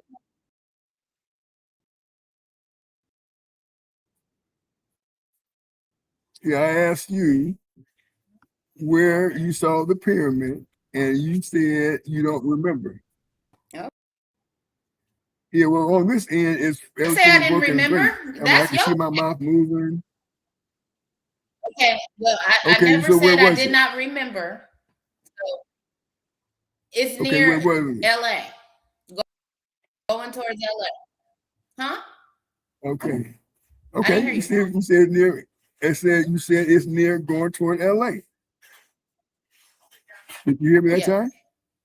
Okay, so it was near going to LA. It's a beautiful thing. It's the beautiful thing about this. This is being recorded, so it doesn't matter. I'm not gonna argue with you. Point is that we can go back and listen and watch the video and then say, oh yeah, she did or she did say that. That's not a problem. Point is that you know that it was in. I never said I didn't remember. Okay. Yeah, well, it's not. Once again, I don't. It's not important whether the point is that it was. It's in California. Yes. But what was your point to asking that? You brought it up for a reason. I probably have to find out where the pyramid was at.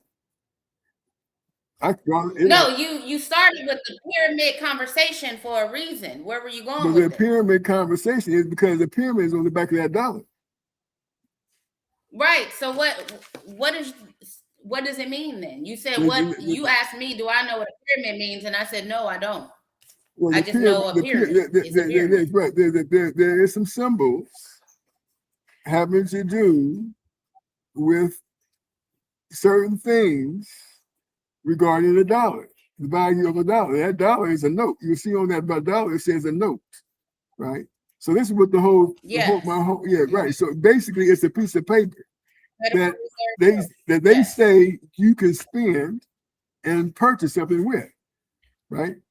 Other than that, it's just a piece of paper, right? But they say with that piece of paper, you can purchase something with it, right? In exchange, it's an exchange. But for example, let's say you had information, right? And the information that you had was so much, the value was so great that they wouldn't charge you for anything. You could get as many houses, as many cars, as many, anything you wanted based on the information that you had. You don't have no money, but you have your input, your influence, what is called affluence, right? You have your affluence, right? Yeah, like for example, someone sees you on these shows, having these conversations, and they say, you know what, that person has a lot of intelligence. They know a lot of things about a lot of things, right? And I want to know some of the things that they know, and I am willing to listen to them so they can share with me the information that they have. That's going to help me and my family, right? So let's say that that was the case, and everybody said that we're not spending a dollar with these oligarchs. Only thing we're going to do is we're going back to the barter system. I'm going to talk to Nicole, and I'm going to talk to her about some eggs, and if she wants to talk to me about some butter, I'll swap my butter for her eggs. You know, or half my butter for half her eggs. You see, that's called a barter system, right? Yeah, see, and so see, and so the people can run this country if they decide, you know what, we're going to unite together. You know, yeah, we're going to unite together. Can I just stop you right there? You can stop me anytime you get ready. Yeah, of course, why not? I wouldn't hold my breath waiting for the people. Okay, I wouldn't do it. I wouldn't do it. And I said that it's gonna happen again, meaning whatever's going on in America is gonna happen again because it's been going on since the beginning of time. None of this shit changes. It's the same playbook over and over and over again. And the people, you know, we, the people, are not smart enough or willing enough to make ourselves uncomfortable enough to not spend this dollar that I'm about to spend. As soon as we get off of this podcast, I'm going to the store and I'm doing something with these $3 that I got. Okay. So I'm not waiting on the people. I'm the people. So I know how we operate. Okay. I know how we operate. Okay. Now, let me ask you about the pyramids. Have you ever seen a pyramid? No. You should go see that one in LA, which they say is, if you look it up, they'll say it was engineered in, I think they said like the 1960s or something. It was made by some engineers just because they had time hands, I guess, to carve out a whole pyramid in the side of a mountain. I don't believe that. I believe, because I just seen this pyramid 2 years ago and it blew my mind because as far as I knew, pyramids were in Egypt. Pyramids were somewhere that I've never ever been. And then I look and there in the side of a mountain is a pyramid, like something that you would see in history books in Egypt or something like that. So that tells me pyramids ain't just where they told us it was. Pyramids are probably everywhere, or we're not where they say we are. Whatever. We don't know. We don't know. All we know is what we're told, and that's the fucked up part. We don't know nothing but what we're told. So, I don't know. That's my little rant about that. Okay. All right. Good. Here's the one. I hear you. You know, you know, don't know exactly when you say, "Hey, how you doing?" Yeah, I'm looking at this picture right here, right? And this picture looks like it might be the pyramid that you're talking about, but I don't know. Well, I'm gonna show it so you let me see. If this is the pyramid that you're talking about. It says Pyramid, California. Is that the pyramid you're talking about? The side of a mountain? That's probably the mountain, but there you could see the actual pyramid coming out of the mountain because it was off of a lake. But yeah, right. It's that is just I know, but you can see a pyramid like stone, not just a mountain shaped like a pyramid. It's actual stone coming out of the mountain. Okay. And that's probably the location. You just don't have the right picture. Oh, maybe Okay, you see right there, that top one? Or now it's on the bottom. It's right here. Right Yeah, there. click it. Ah, I did click it. That's the pyramid. Okay. That's what you'll see on the way to LA. Okay. Go down I-5. Okay, so it's the side of my mouth just carved out like a pyramid. It's actually not the whole thing. It's not like the whole thing. Well, I wouldn't say carved out. I wouldn't use the word carved out, but I would say that's a pyramid. Okay, Coming that's out fine. the side That's of a fine. mountain. That's fine. Okay. I got your point. I get your point. Anyway, I What guess do you what think? I'm trying to say is that symbols, right? You're a part of our organization, and with that being, with you being in that organization, you're part of our society, which means that we're going to take care of you in terms of your finances and being able to, move in a way where you'll never be broke. And that's what I'm saying. And I'm saying, even though you say you got those $3 and you're gonna go spend it, because that's what you do. Some people think, have a wherewithal, understand we need to we need to create this environment of power to where they can't do this to us. Anyway, that's another story. My point is that I agree with that. I agree. Okay, well, that's fine. Well, that's good. I mean, your opinion is you wrote your report, your opinion, based on what you think and how you feel about certain things. But believe me, there is you become different in the eyes of people when they think that you understand the playbook. When you have access to the playbook. And that I want to changes know what you everything. think about the pyramids, though. You brought up the pyramids, and I know you brought it up because it's on this dollar, but I want to know what you think about a pyramid being in California. Well, I don't know anything about California pyramid. I just never found out about it from you. Okay, so from my knowledge, I didn't know that much about it. You have no thoughts? To me, it's a carving of a pyramid on the side of a mountain. I don't consider that a pyramid, although it does have a carving of a mountain. You literally think somebody carved that out? Carved out stone? Yes, I do. Yeah, I do. That's what they do with pyramids. They carve out stone. Okay, so let me ask you this. Okay, so you're saying all pyramids have been carved out, are made, right? Built, all pyramids, right? So even the ones in Egypt, the ones that we read about in history books. But you don't think that one was the same as the ones that we read about in Egypt or in the history books? Well, it could have been started out like that. Excuse me. There could have been the intent for it to be like that. But they didn't finish it, right? Because what happens is on the pyramid, these pyramids, I got people, waving at me and talking to me, so I'm waving at them. But the pyramid, the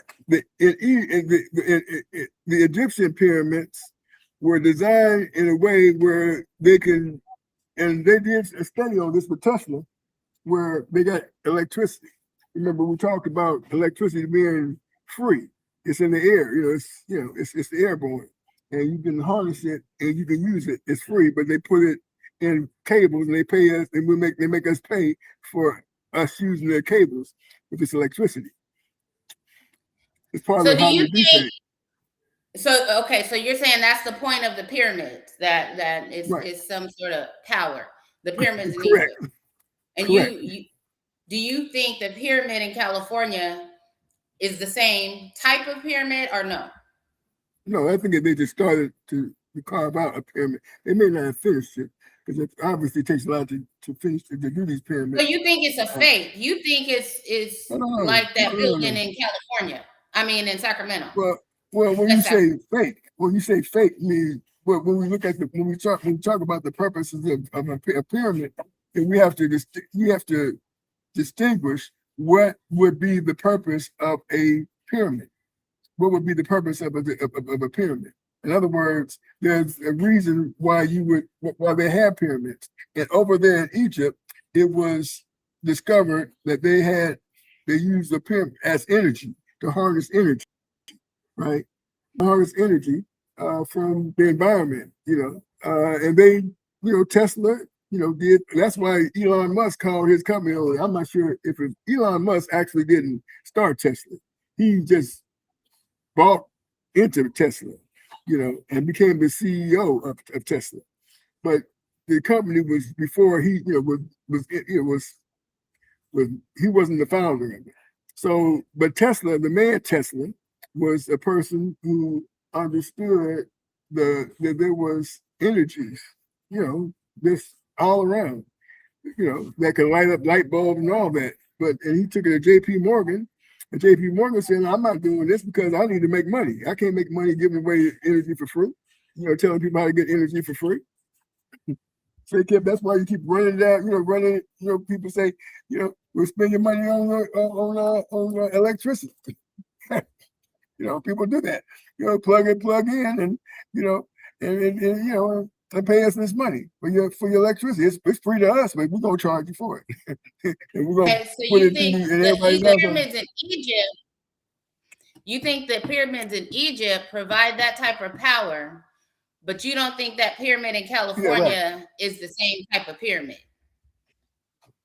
No, it's not. It's not. It's just from this carving. I see it's because a carving from the side of the mountain, and they may have had a thought of doing that. How do you know the mountain just didn't cover the other side? I don't know that. I don't know that. How do you know that pyramid don't harness the same energy that the pyramid in Egypt? Pyramids in Egypt.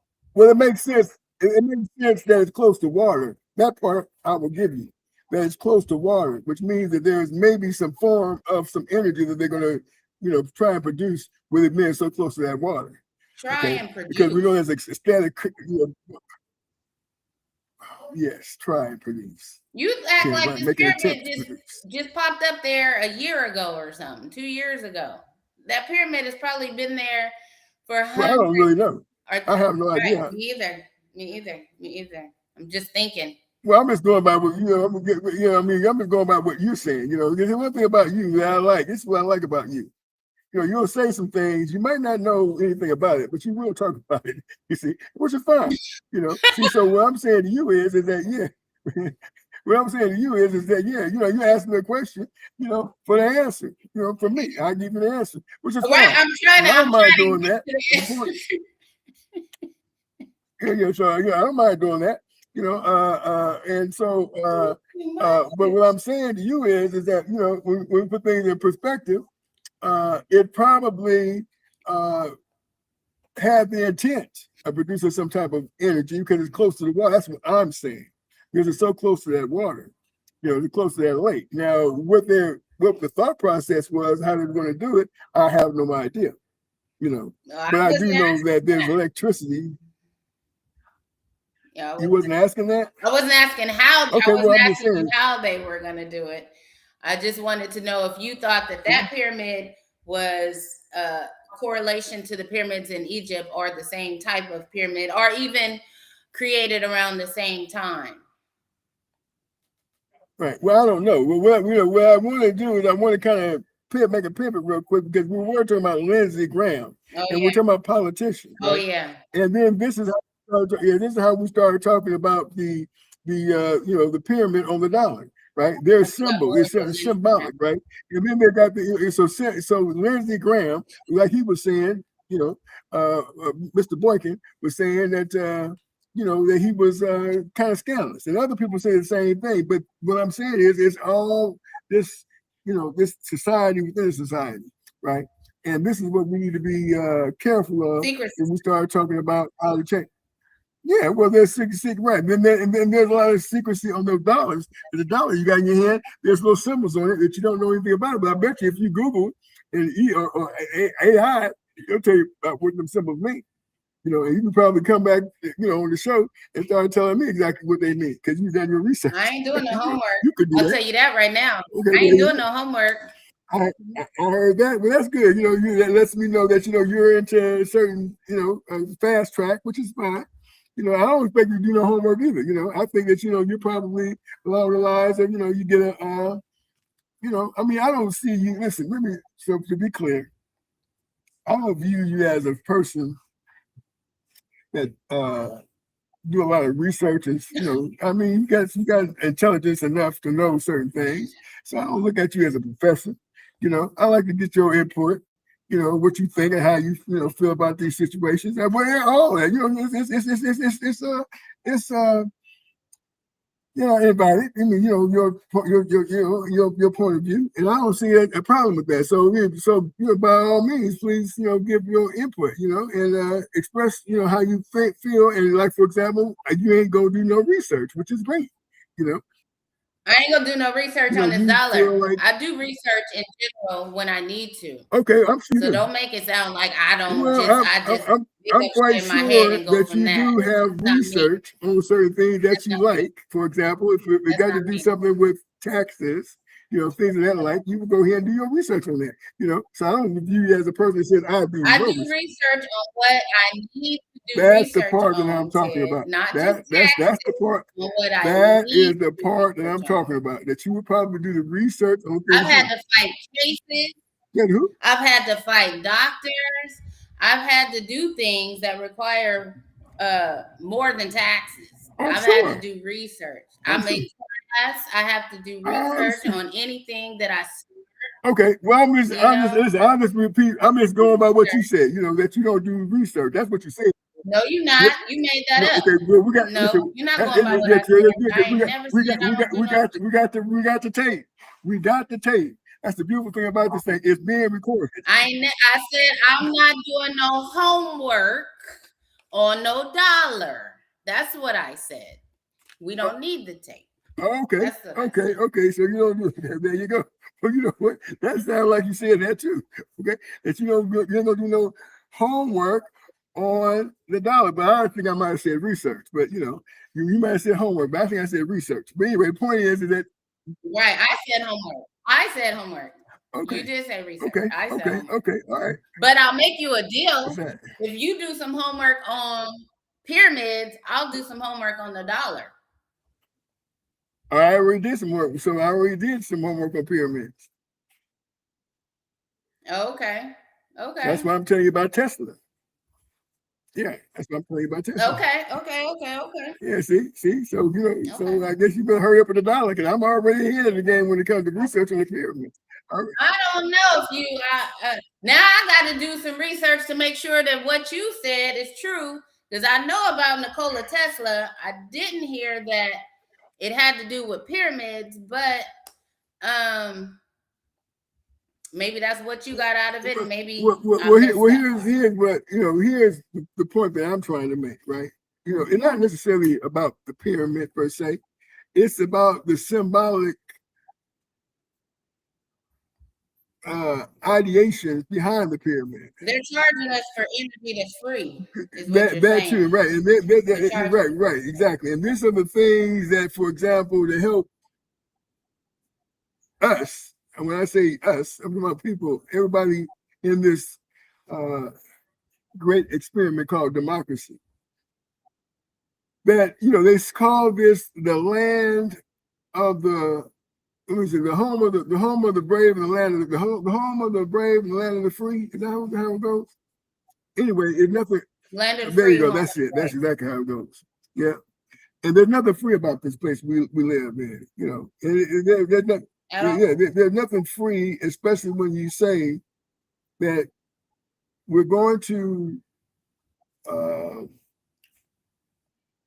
we're going to go with the system, how the system says do things, how the system says, we're going to pay for electricity. We're going to pay for the gas. We're going to pay for, the housing. We're going to pay for all this stuff that a lot of people, rich people don't pay for.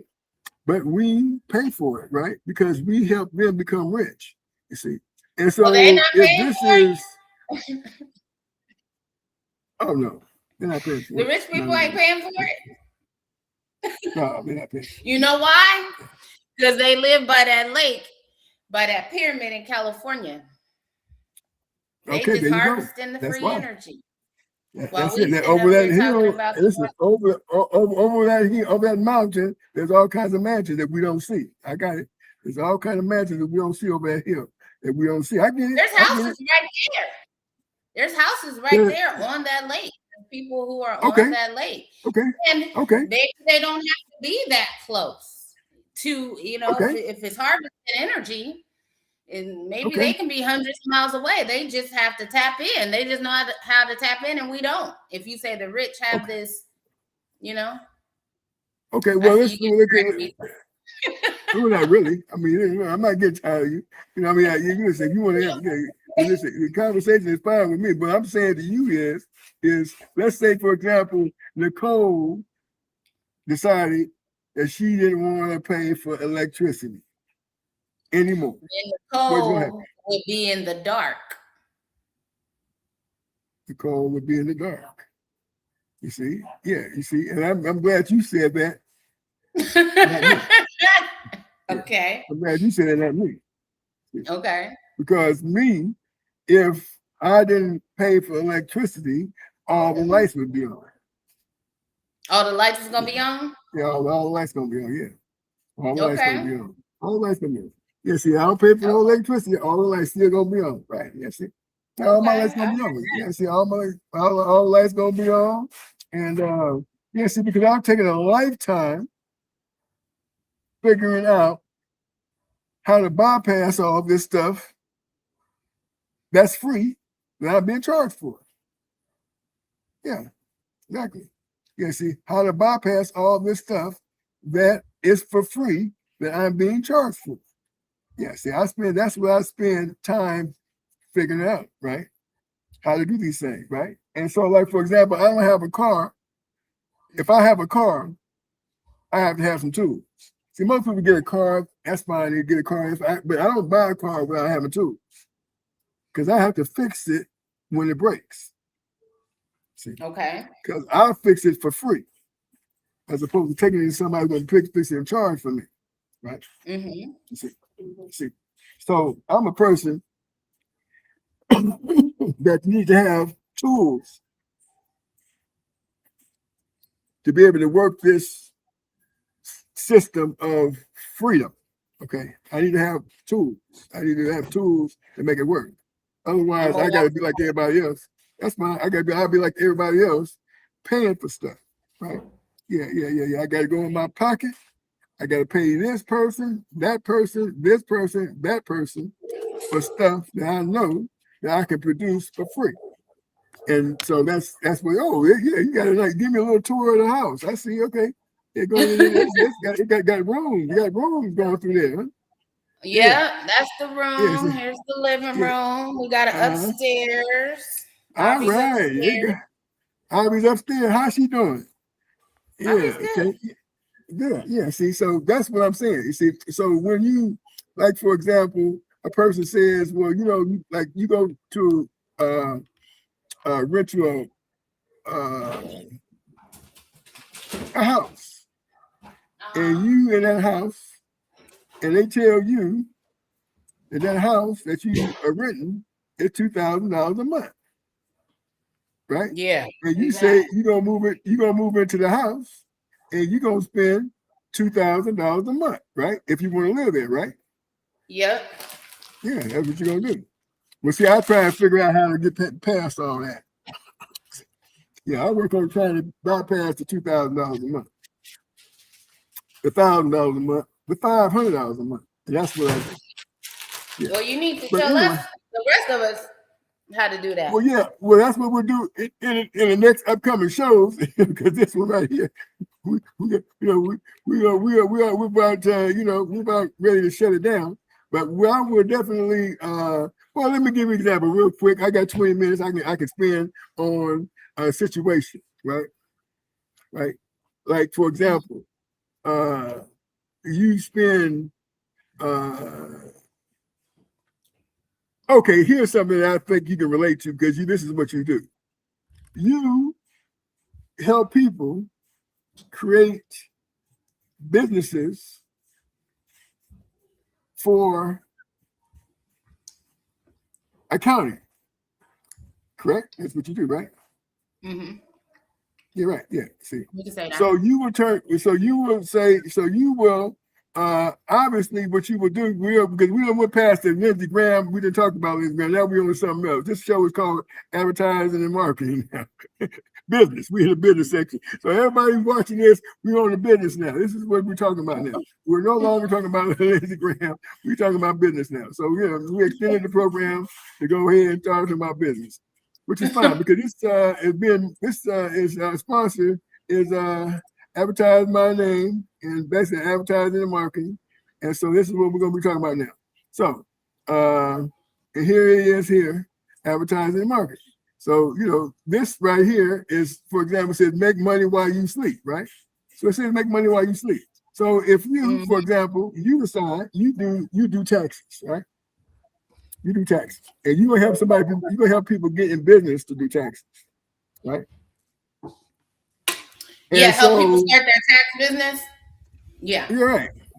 You help people start their tax business, right? So when you teach people to do taxes, do you teach them how to do everything that you can do? No. Okay. I would for an additional fee, but I provide them the tools to do. They should already know how to do taxes coming to me. Right. Or they can learn basics, but not everything that I can do now. Okay. All right. So let's say you decide that you were going to specialize in setting up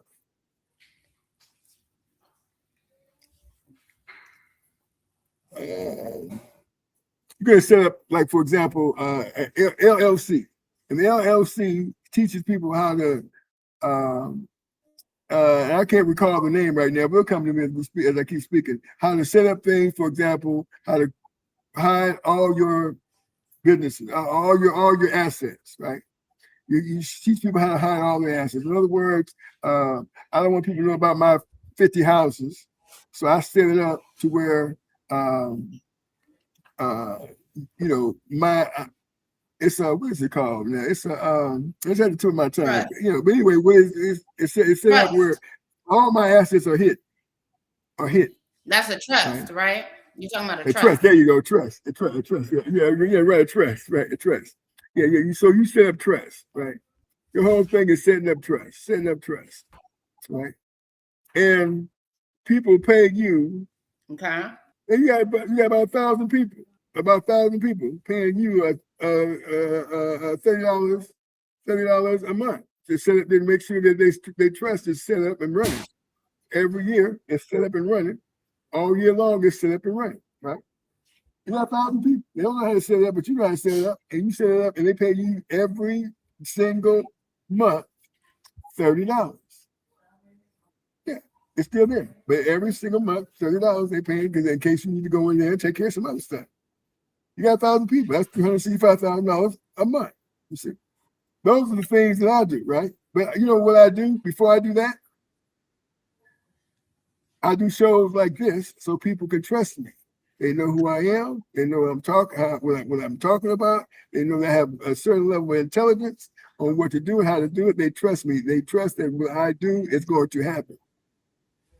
And that's what these shows I do for you. I'm not doing these shows just because I like getting on the talking. I do the shows where people can hear me talk and believe that I know what I'm talking about and trust that what I say is going to work. Yeah, see. Okay. And that's what I do. Yeah, see, that's what I do. Now, in a couple of months, I'm gonna have so much money. I'm not King New Street Peanut. I'm Ted King. Okay.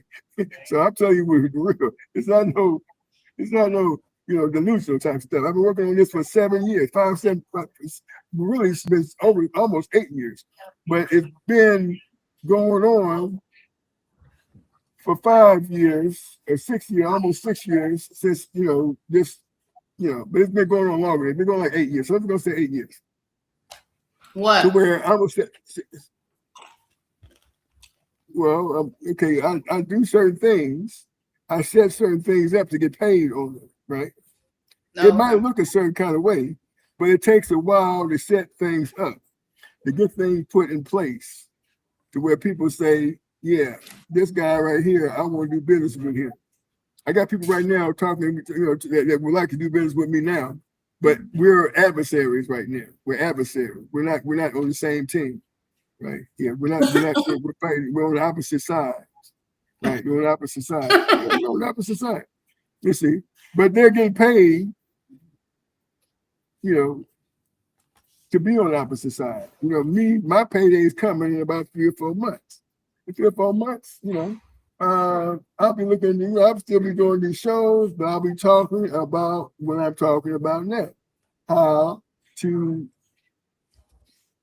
plant and grow large streams of income. That's what I'll be talking about. How to plant and grow large streams of income. Because when people say, well, how you doing? Well, look at my card right there. My house is over here. Doing fine.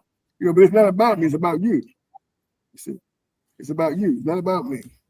See, so I mean that's how the setup goes. See, because a lot of people think, I don't know, I got family members think I ain't doing too good. They think, because they see me walking around with dogs and, oh, you ain't doing too good. I'm like, okay, but if they think it's cool. You see, I don't change people's mind, right? The one thing about walking around, it's another thing. I subscribe to people walking around with dogs. Yeah, riding around on bikes. Yeah, because you never know how people feel about you but you ain't, even though you ain't asking for nothing, you never know how people feel about you just from their appearance. Even though you ain't asking for nothing. You ain't loan me $1, I need $10, I need some money. It's just the appearance. How do you know family members feel that way about you? Where you get that from? I'm talking about me. I'm talking about me. I didn't never say about me. Oh, I thought you were talking about you. I said people should. So let me say you're a trillionaire, right? You're a trillionaire. You tell everybody knows you're a trillionaire. You know how many people going to be asking you for money? People you ain't even heard of. Everybody, exactly. Everybody.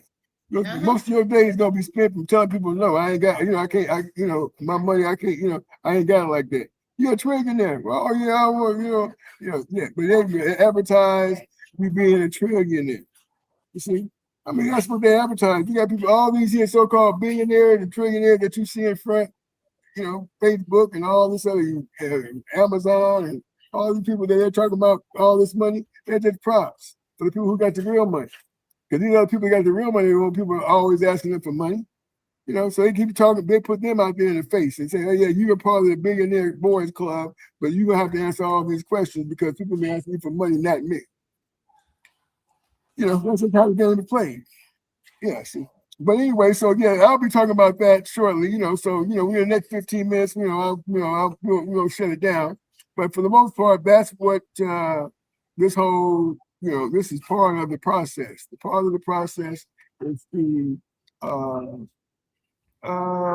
be in a position to be able to cultivate trust. People trust you. He don't need my money. He got all kind of money. She got all kind of money. They don't need my money. They're millionaires, multi-millionaires. They're damn near trillionaires. They don't need my money. So whatever they say, when you talk about certain things, then people believe that's what's going to happen. That's what's going to happen anytime I do business. I don't never do bad business. All my business has been great. I got a situation where I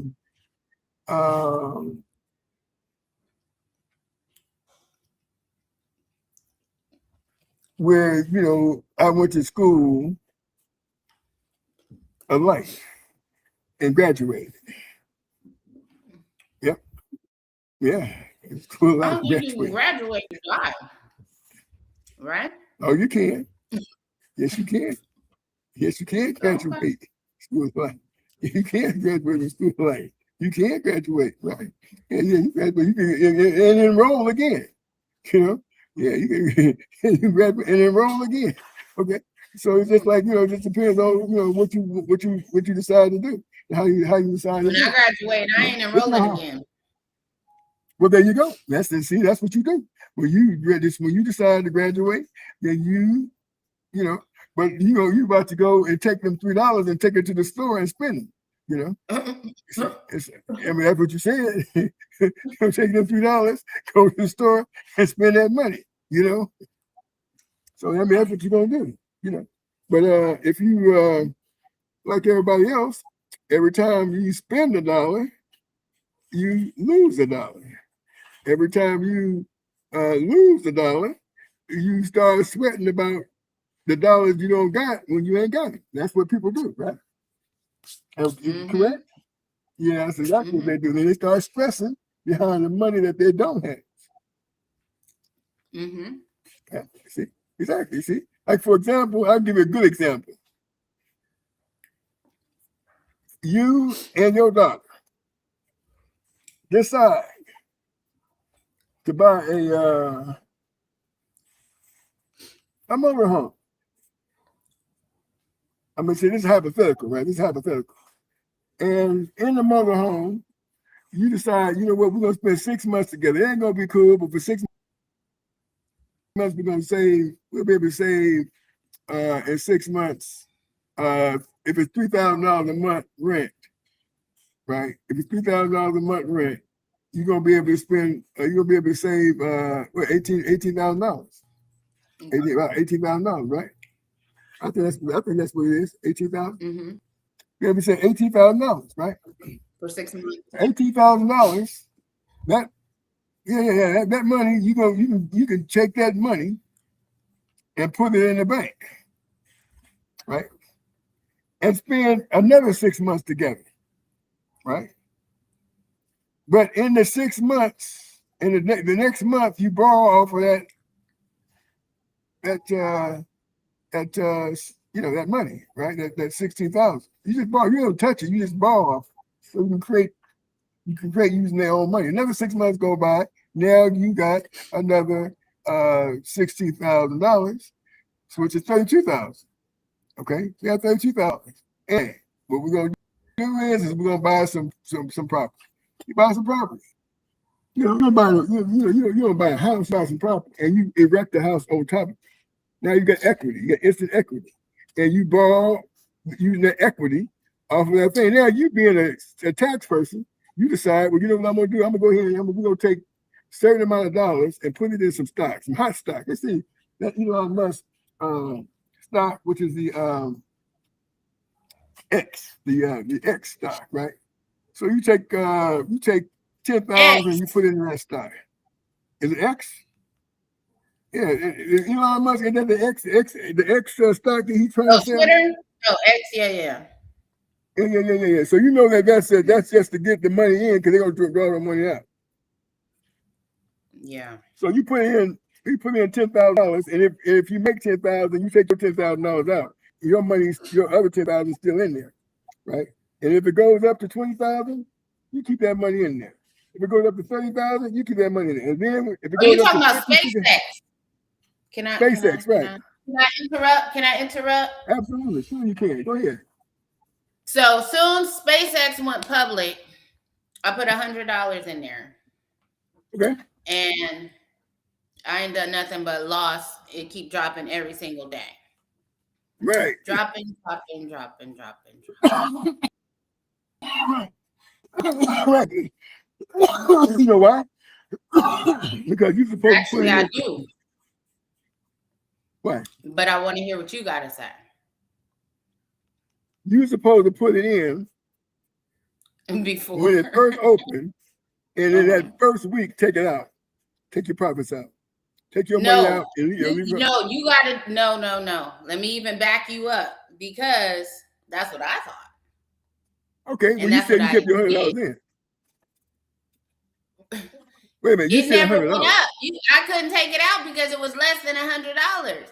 You got to do it before it goes public, right? Of course you do. It's up because all of these investors are putting their money in. And then soon as it goes public, those investors take their money out. And but hold on a second. Just listen on what you just now said. I got 5 people that invested $1 million, right? I put those 5 people put their 5 million in and then took their 5 million out. Where's the profit at? There's no profit unless there's 5 million people that put that. Okay, let me say one person puts 5 million in. There's no profit if he just pulls it out, right? That 5 million is in there, right? He's got to wait till somebody put in $1 million or at least another 5 million. As soon as that happens, he pulls his money out. You see what I'm saying? You see, that's what I mean. And that's what you have to do. You have to go ahead and understand. As soon as it goes public is when you pull your money out. Maybe even the next day. Or as soon as you got to do it before it goes. This is what I'm saying. We're going back and forth. We're saying the same thing, but the timing is wrong. Because I did it soon as it went public. The same. I understand. And what you're saying is not. And what you're saying is not wrong. What you're saying is not wrong. I'm saying it's already too late. What I'm saying to you is what you're saying is not wrong. The problem is that you have to have inside stocks before it goes public. There you go. Now you didn't have it. And you didn't have that. Now we're saying the same thing. Exactly. Correct. And you didn't have that. Right. See? Exactly. You see? Otherwise, you would have to go ahead and put like I said, if you have 5 million, as soon as somebody put in, you're going to pull your money out. As soon as it goes up, within an hour, you pull your money out. As soon as it go public. As soon as it go public, you pull your money out. The minute it goes public, whoop, you pull your 5 million out. Right. But who can do that? Who can do that? But who can buy the stocks before it goes public? I'm asking, like, I really don't know. Stockholders, people who are going to sell the stock. For example, you decide that you're going to go ahead and you're going to get a business. Yeah, right? And you're going to go public with your business, right? And you get investors. You go around getting investors. Let's say, for example, you want to chain a restaurant, right? Because you got a family member wants to have wants to go into culinary. And that person says, you know what, I need Nicole, I want to go into business. I want to get investors, I want to get people, I want to get a chain of, like, I want to be like Chipotle, or I want to be like Panda Express, right? Okay. And then you say, well, we need to go ahead and at least get something in place to start franchises from. But before we do that, we're going to go out and we're going to try and get people to investors, right? Buy stock, right? So they're buying stocks. They buy X amount of stock before it goes public. They got so much stock in there, right? You got so much stock already. For example, I'm gonna give you invest $10 million for let's say 10 million shares. I mean, that's just I'm just saying that, But let's say let's say 5 million shares, okay? So that's like saying I'm paying $2 a share. And so, so basically what they do, they got the shares already in place. And then when you go public, they got all of them shares, right? People are buying those shares. Instead of $2, they buy them for $10, $15, $20, $30, $40, $50, right? Yeah, they're buying their shares. They selling their shares. And that's how they start making money off of the shares, right? The shares might not be able to be sold until maybe the restaurant gets very popular. All franchises all over the United States and and outside. And all franchise, right? And that's how you get your stock sold. But you pay $2, or you pay what you paid for it, like say $2 a share. And it went up. Yeah, I don't know. It went up open. But soon as it went open, it went up 100 to 200. I'm just saying, hypothetically, But that's basically how the game works, right? Mm-hmm. So no, once you get that, so once it went open, that it could probably go down. Right. And it did. But you said all you put in was 100. Uh-huh. So now you gotta wait. Now you gotta wait. I mean, no, I don't have to wait. I could take it out, but I'm trying to wait till I at least get back my 100. I don't want to take it out at 80.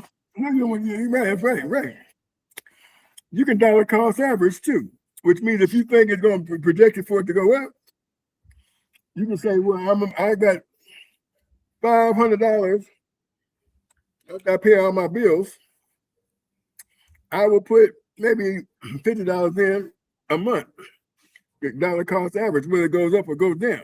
That's any stock. It don't have to be that X stock. It can be just any stock. You put it in that because you knew about it. You don't ever sell. You sell. You buy the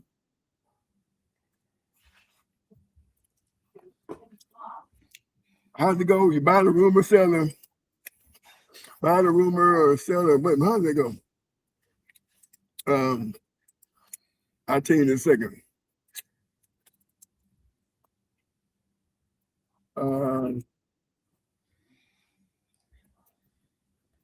Let me see how it works.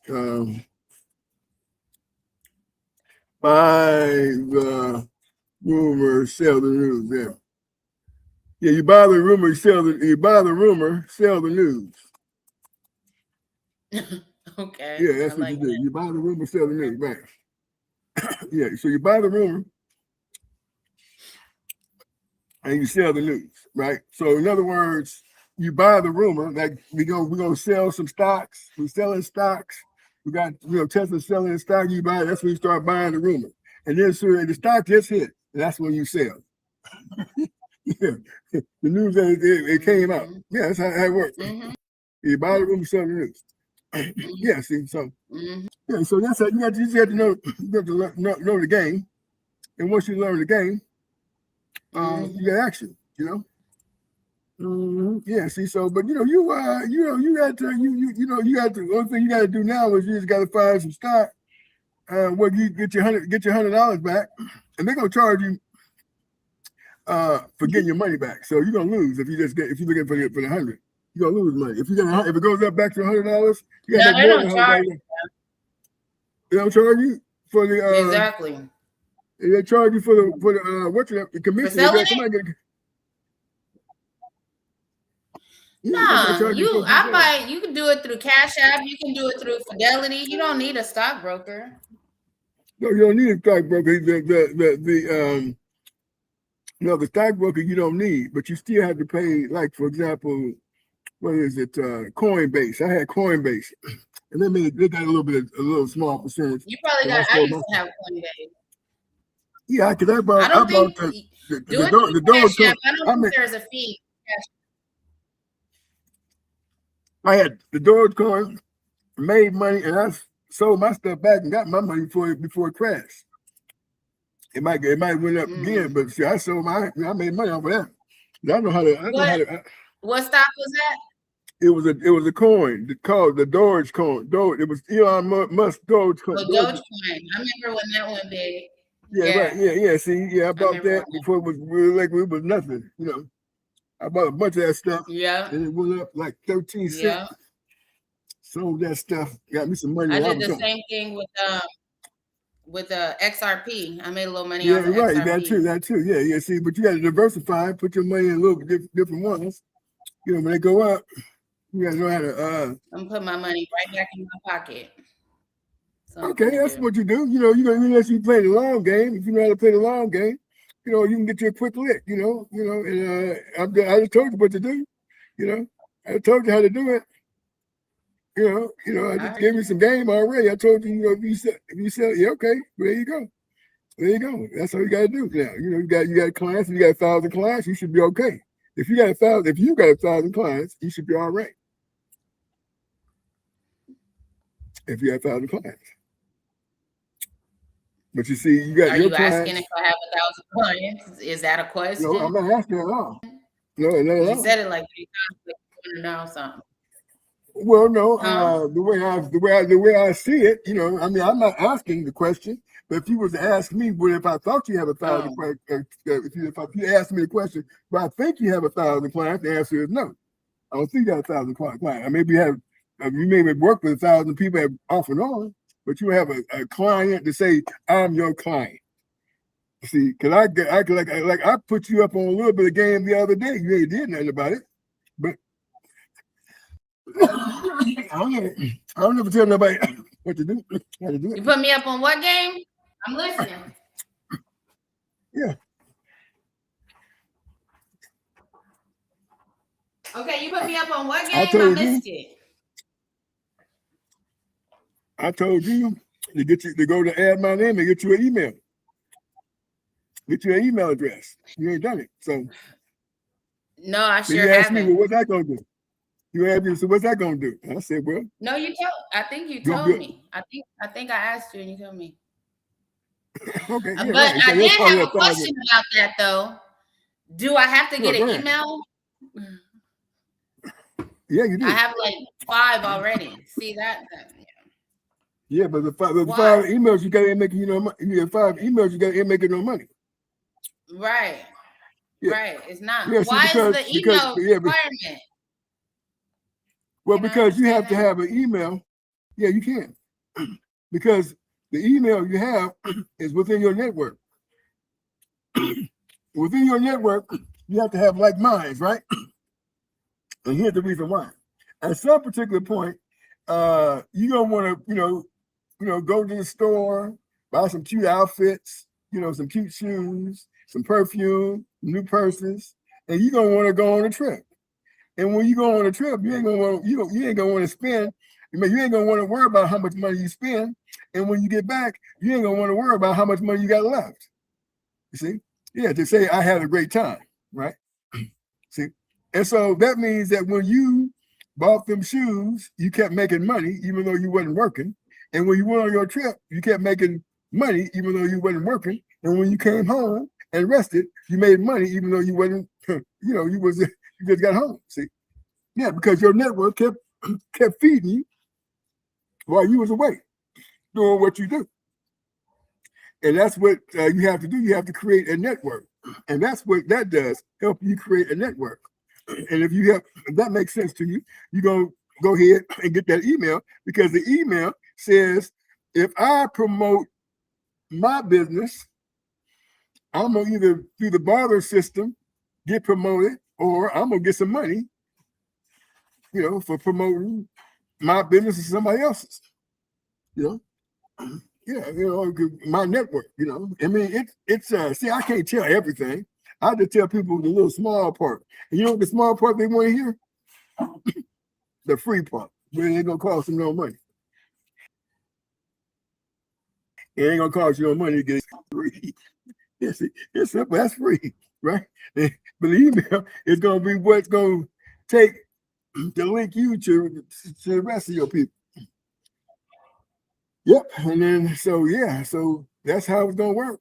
Let's say, real simple. You get 10 class this week. I got something. I got all this here powder stuck in my throat. Yeah, I use that. Yeah, well, I got that. Well, no, what I got. What I got is I take this beetroot powder and this ginger powder, because it cleans out it cleans out all your parasites. So that's all. I'm in great shape. I got it forever. But what I'm saying is that so what it does is it connects you to your network, and that's what that pyramid stuff behind that dollar is about. Yeah, see, but you ain't got no network, see. But those people with all that money got one. They got all them pyramids that we connected to. We had this connection, and that's what that pyramid was about. See, see, and that's what it's all about. See, and so they know what it means. You don't. You ain't part of that network, otherwise you wouldn't have. I know you ain't part of that network because you don't know what the hell I'm doing. See? And that's the difference. See, so when you understand certain things, how certain things work, you understand, okay, we can get out of this. We can get out of this. We ain't gotta be, we can get out of it. We can slowly creep to the top. And now is the time. This is the best time for it to happen. This is the very best time for it to happen. There's been, you've heard of things like, this is, we hear people talk about wealth creation. Oh, this is the best time. This is the time there's going to be more money exchange than any time in the history of the world. This is when it's going to happen. Well, this is the time when there's going to be change like no other time in the history of man. This is the time. Yeah, see. But it ain't going to happen unless you get involved in Get this. that email. It ain't going to happen unless I get that email. It ain't going to happen for you. I got somebody else telling me the same thing.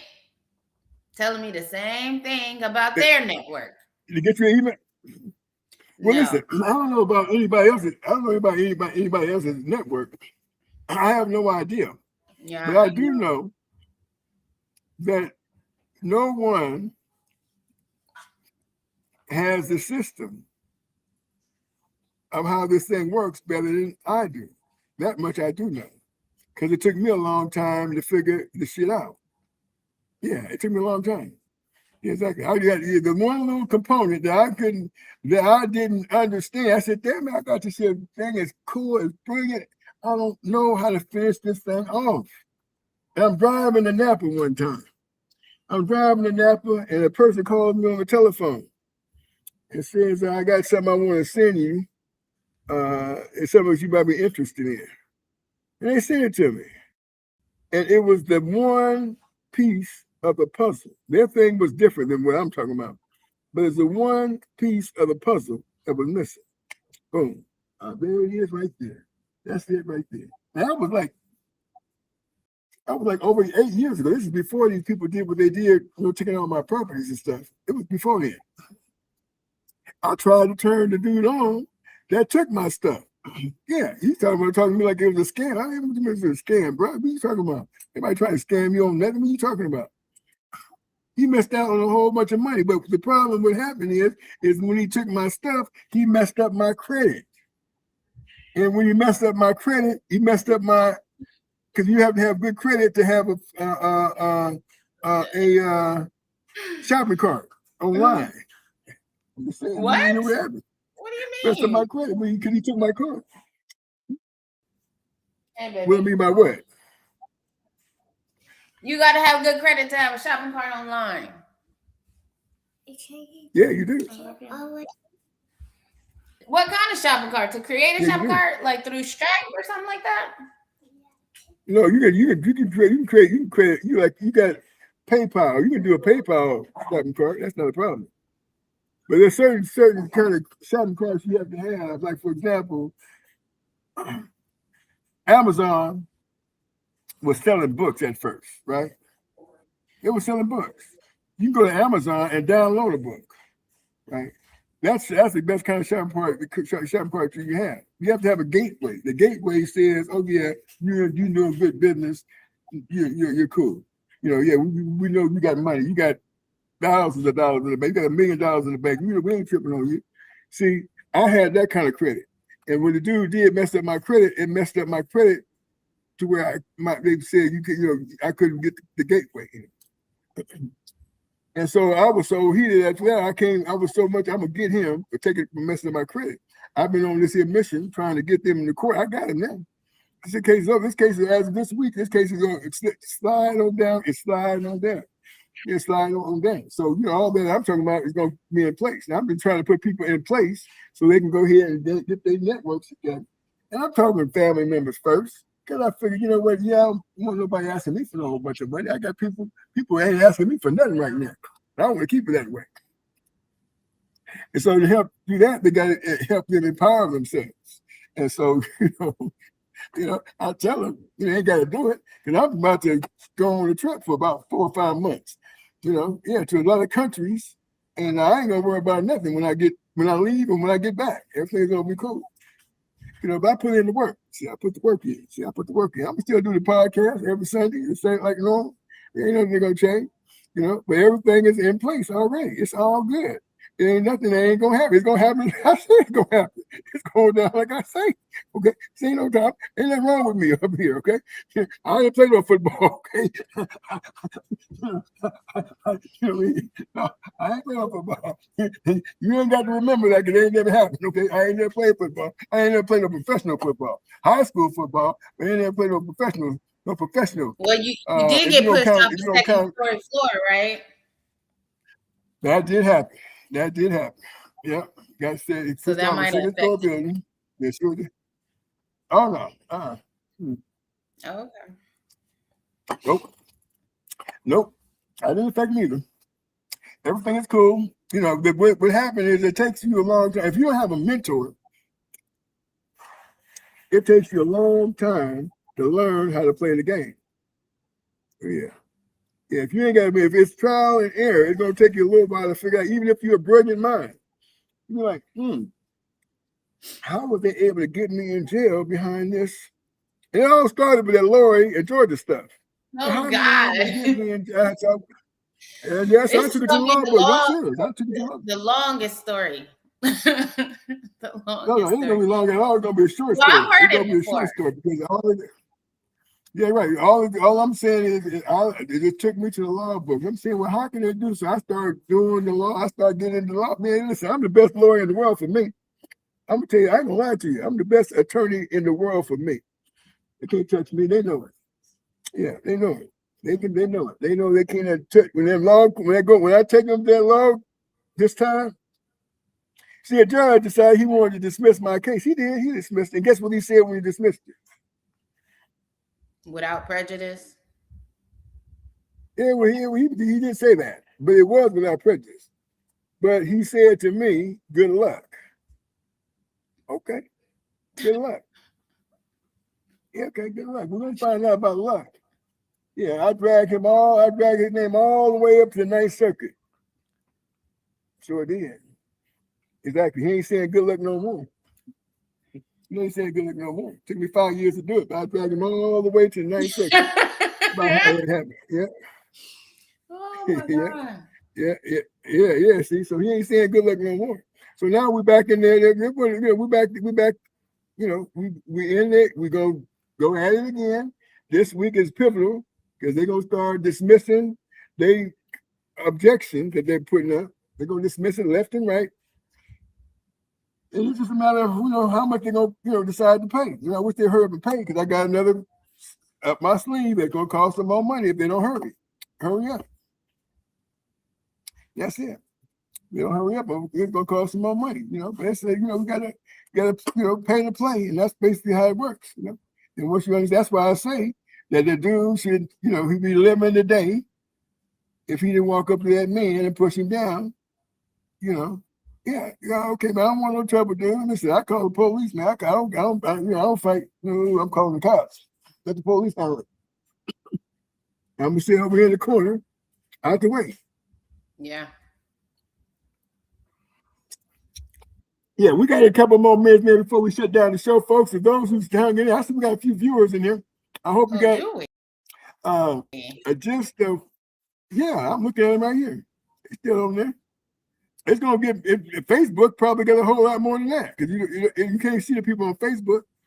And there's gonna be some chat questions. Well, let me see. Pretty soon, them chat lines is gonna be We're gonna be going crazy. Right now we ain't got no chats going on, but the line's it's gonna get crazy. It's about to get crazy in here, Nicole. You ready? Sound good. Ready? Yeah, I'm ready. Yeah, I like conversation. I like engagement. Yeah. I like interaction. But good, Nicole. Well, you're gonna get a lot of interaction. Now we need to go ahead and at least get maybe about 5,000 people in here. It's 1,000 people right there. Your network. You know what I mean? They're gonna be talking about asking you questions. Yeah, well, yeah, you see, that's what I'm trying to help you. I'm trying to help you out, Nicole. You may not think so. I'm trying to help you out. You see, folks think, I got some things going on. I don't talk about it, but yeah, I got a lot of things going on. Well, bunch you of can stuff. help me out when you win your case and you get your settlement. You could just throw me some money. That'll help. Oh, okay. But that ain't the type Well, of help you okay. Well, yeah, talking about, though, is it? You want to help me your way, not my way. I heard you say this before. I heard you say it one time. You just want to put me to work. Yeah, I heard you say. You seem like this is what confuses me about you, right? I mean, it's confusing about you. It seems as though you would like to just go ahead and just no more work. Just you take care of me. I'm not talking about me. I'm talking about just a man. I'm not talking about me. I'm talking about a guy. To take care of you. Now you can say no. That's fine. But you seem like the type of person that would love to have a guy that say, "Look, you just go ahead, Nicole. You just relax. I got you. I'm gonna take care of this." I seem like that type of person. Yeah, if I seemed like that type of person, Ted, I would be doing that. What are you talking about? Well, I mean, it doesn't mean that you can't do it. I'm not saying that doesn't mean that you can't do it. You know what I mean? I'm not saying that you can't do it. I think almost any woman, if they wanted to, I think they could do that.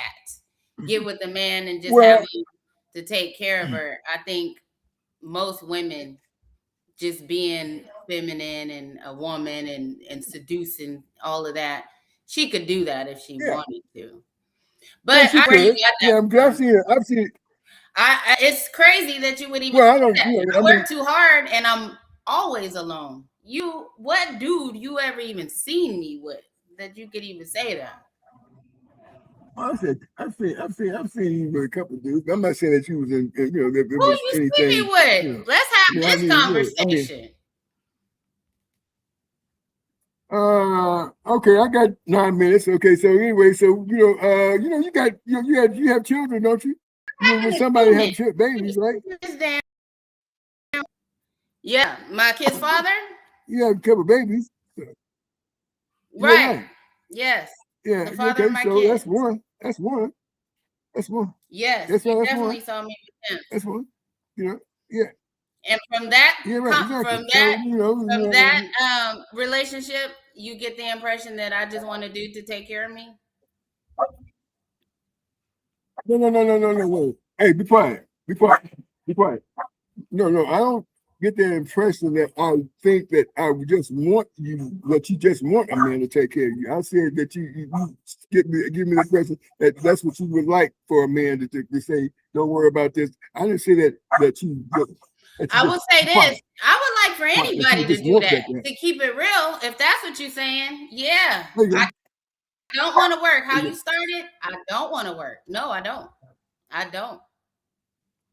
Right.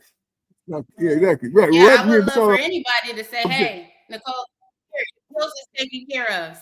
Yeah, I would love that from anybody. Right. Keep it real. That's what I'm saying. That's all I'm saying. I'm not saying anything else. I'm not saying that, but But wouldn't you too? You wouldn't like that? You wouldn't like that? If somebody was like, here, Ted, here, everything is taken care of for you every month for the rest of your life. No, I wouldn't like that. You don't want that. You want to work hard? No. I want to make sure I put everything in place so I don't have to work hard. But maybe you need to listen to what I just now said. I said I want to put things in place to where I don't have to work that hard. I'm not saying that I want somebody else to put that in place. I want to put things in place so I don't need to work that hard. That's all I'm saying. So that's what's going to happen. Because I've already put the work in to where I'm not going to have to work that hard. But I understand that because certain things work well this time. If somebody care you financially, you wouldn't accept it? What would that somebody? Who would that somebody be? I don't know. It's the same somebody your imaginary somebody that's taking care of me. Well, my imaginary it obviously person, don't matter. You just came up with a scenario to me. You didn't. Well, no. I said okay. Well, so for me, since I don't have any desire for a man, and a female, I wouldn't want that to happen with her, because eventually she's gonna be like saying, I did this for you, I did that for you. No, I don't want to hear that. I want her to tell me anything about what she did for me. No, you throwing in extra stuff. You throwing in extra scenarios. You throwing in extra scenarios. You would not, if a woman just come to you and handed you $2,000 right now, you wouldn't take it? No strings attached. Here you go. I see you out here. You look like you working hard. I just want to bless you with something. You wouldn't take it, is what you're saying? Well, it depends. I mean, somebody gave me $5,000 not too long ago. Last month somebody gave me $5,000. You took it? Yeah, it gave me $5,000. Yeah, sure. Did you do anything for it to get it? No. Just being a nice person. There was a bunch of people. It wasn't just one person, several people. They gave, I got $5,000. I appreciate that. I told them I'm gonna do something for you for that. But I mean, as far as, like, for example, somebody said life changing, like, okay, you can just relax and take care, just be around, just do this. No, eventually she gonna want, let's, for example, well, let's put it this way. Let's say, for example, she's gonna want attention and time, and you don't want to give it. Same as me. I don't give attention and time to anybody I don't want to be around. So I'm not taking money from nobody, and nobody's taking care of me. So I don't know what scenario you done made up in your head to try to get me to sign up to your email. I'm not kidding you. I'm not trying to get you to sign up for any email. I'm not trying to get you to do anything. See, I don't know where that came from. The point is that I said, but it may be nice. Like I said, people. I just put two and two together. People sometimes try to mind fuck you into doing things. So they say things, and you're one of those type of people. Oh no! See, there we go. Now I don't know why you say that. my 4 minutes left. Okay, so yeah, right, exactly. So let me finish this in 4 minutes, right? My cousin James Wells, he sees me all the time. He sees me all the time. He sees me in the gym all the time. And he'll tell you, he'll say, Ted talks to anybody. He'll talk to anybody. He don't care about who. He don't care what they can look, whatever. He'll talk to anybody. Some people who be like saying, I'm scared to talk to her. He'll walk up to him like it's a thing. He's going to talk to him like it's nothing at all. Yeah, and when he leaves out the gym, that's what Ted be leaving out the gym all by himself. He be going about his business. He got business to take care of. Stop it. No noise. Yeah, he got business to take care of. So, certain people have certain things, agendas on their mind. I'm not one of them. I have to be quiet. I don't know why these dogs are barking. I'm not one of them. I have, a mission, and my mission is not having anything to do with mind, whatever you said, people think. No, I got a whole new, right. Yeah, my whole thing is totally different. I got something, that I work on me. That's my whole goal. Just work on. That's all I do. Work on me. I work on me. That's all you can do is work on you. That's all you can do. I work on me. I don't be running around trying to fix nobody. And then I just work on me. I don't want nobody to tell me, well, I'm gonna take care of you. You're gonna go ahead. And I'm just fine. And so it doesn't matter.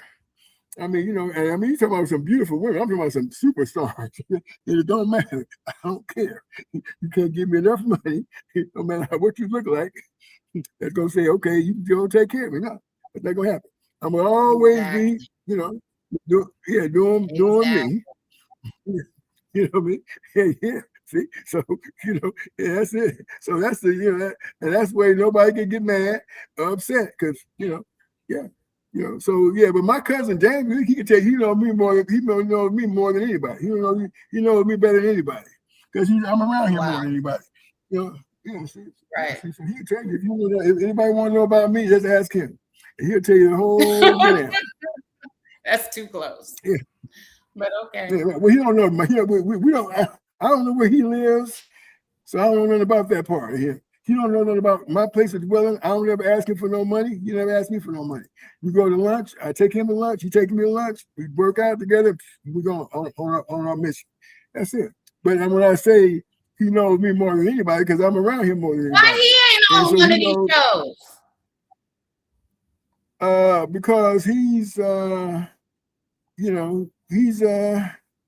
don't know. You have to ask him. I never invited him. Maybe I invite him next time. Interview him for my show and asking to interview him for like a couple years. He got a story. Well, I don't know what kind of story he got, but I asked him if he wants to come on tomorrow. Yeah. Anyway, it's 8:00. Thanks for all your time. Come back tomorrow. Tomorrow we'll have another topic, and we'll talk more about money. We've been here for like 3 hours, and we'll be talking more about money. Nicole, I'm gonna try and get James on the show tomorrow, and you can ask him all kind of questions. If you want to be on the show, if you're coming on tomorrow, would you like that? Sure, you would. So tomorrow. Well, the questions that he knows the questions that I have for him, but it would be about a specific topic. It's father-son topic. So what's the topic would be? What would the topic be? Well, like I just said, it's father-son topic. He has a son that's in his late 30s, meet until he was 35. And he told me the whole story about it. And I was like, Squeak, I want to interview you. People should hear that story. And he said he was going to let me interview him, but we never have hooked it up. He keep putting it off. But I think it's a really good story. Okay. Well, I'll talk to him tomorrow. And maybe he'll come on. And you can interview him if you want to. If this show or your show or whatever. It doesn't matter. I would love that. Yeah. Whenever you can hook it up. It ain't got to be tomorrow, but yeah. You got a connection with him. Yeah, I want that interview still. Yeah, I talked to him all the time. I talked to him today. He called me up this morning. Called me up all the time. Come to the gym. All the time, And so I get with him quite regular, he's kind of. Okay. I see him maybe 3 times a week. Sure, why not? Yeah, come on. So I talk to him and say, you want to talk to him about whatever. I have to kick back and let you two discuss this. Ask questions, and I'll just kind of hang out. Not a problem. That sounds good. All right. So hey, much love to you. Hey, listen, tomorrow, folks, those who appreciate you standing too. I see you folks still in there. You have some questions. Don't forget to comment. Join in and interact with the show. Thanks for tuning in. And if you got anything else to say, Nicole, I guess that's it. We're out.